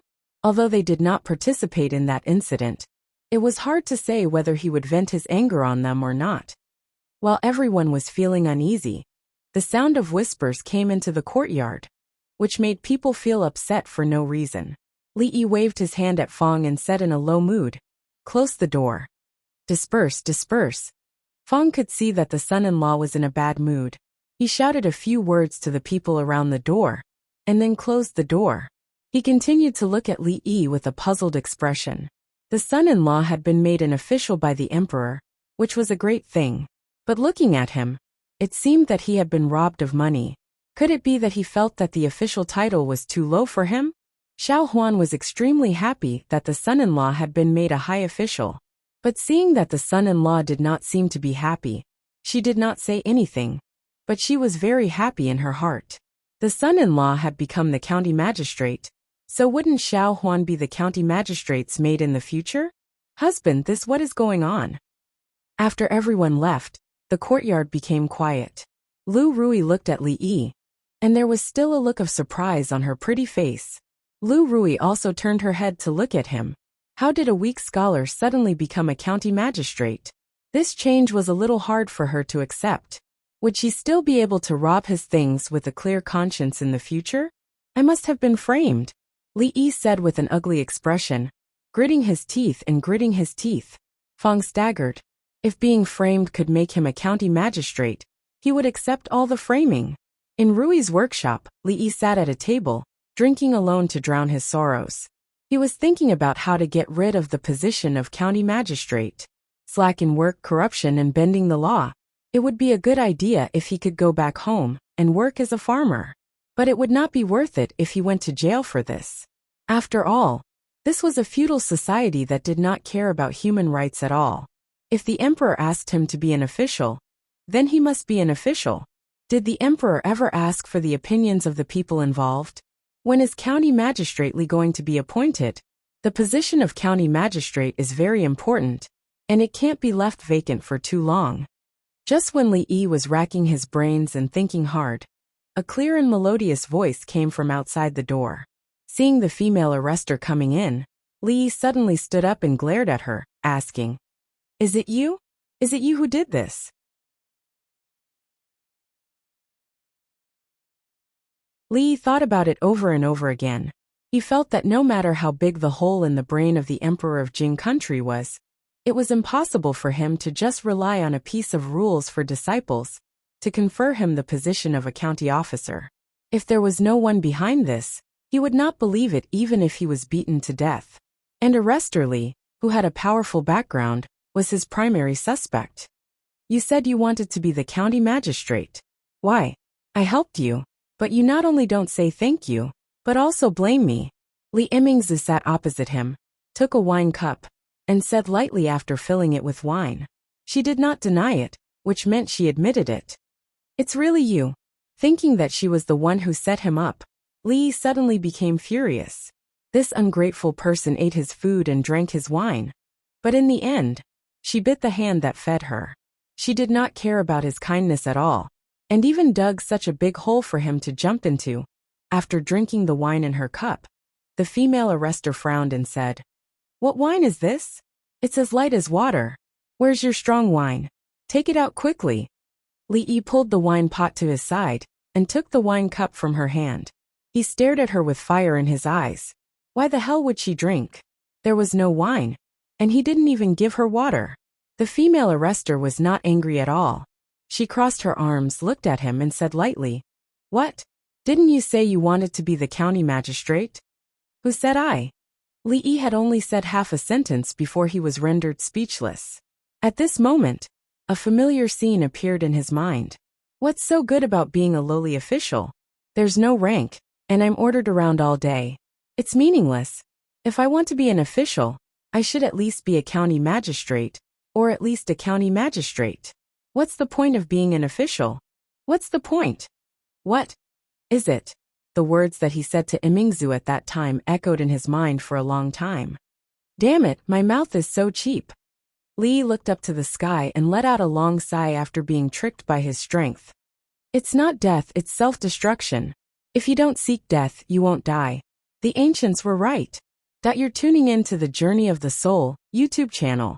Don't forget to subscribe and join us on this journey to catch the most captivating stories.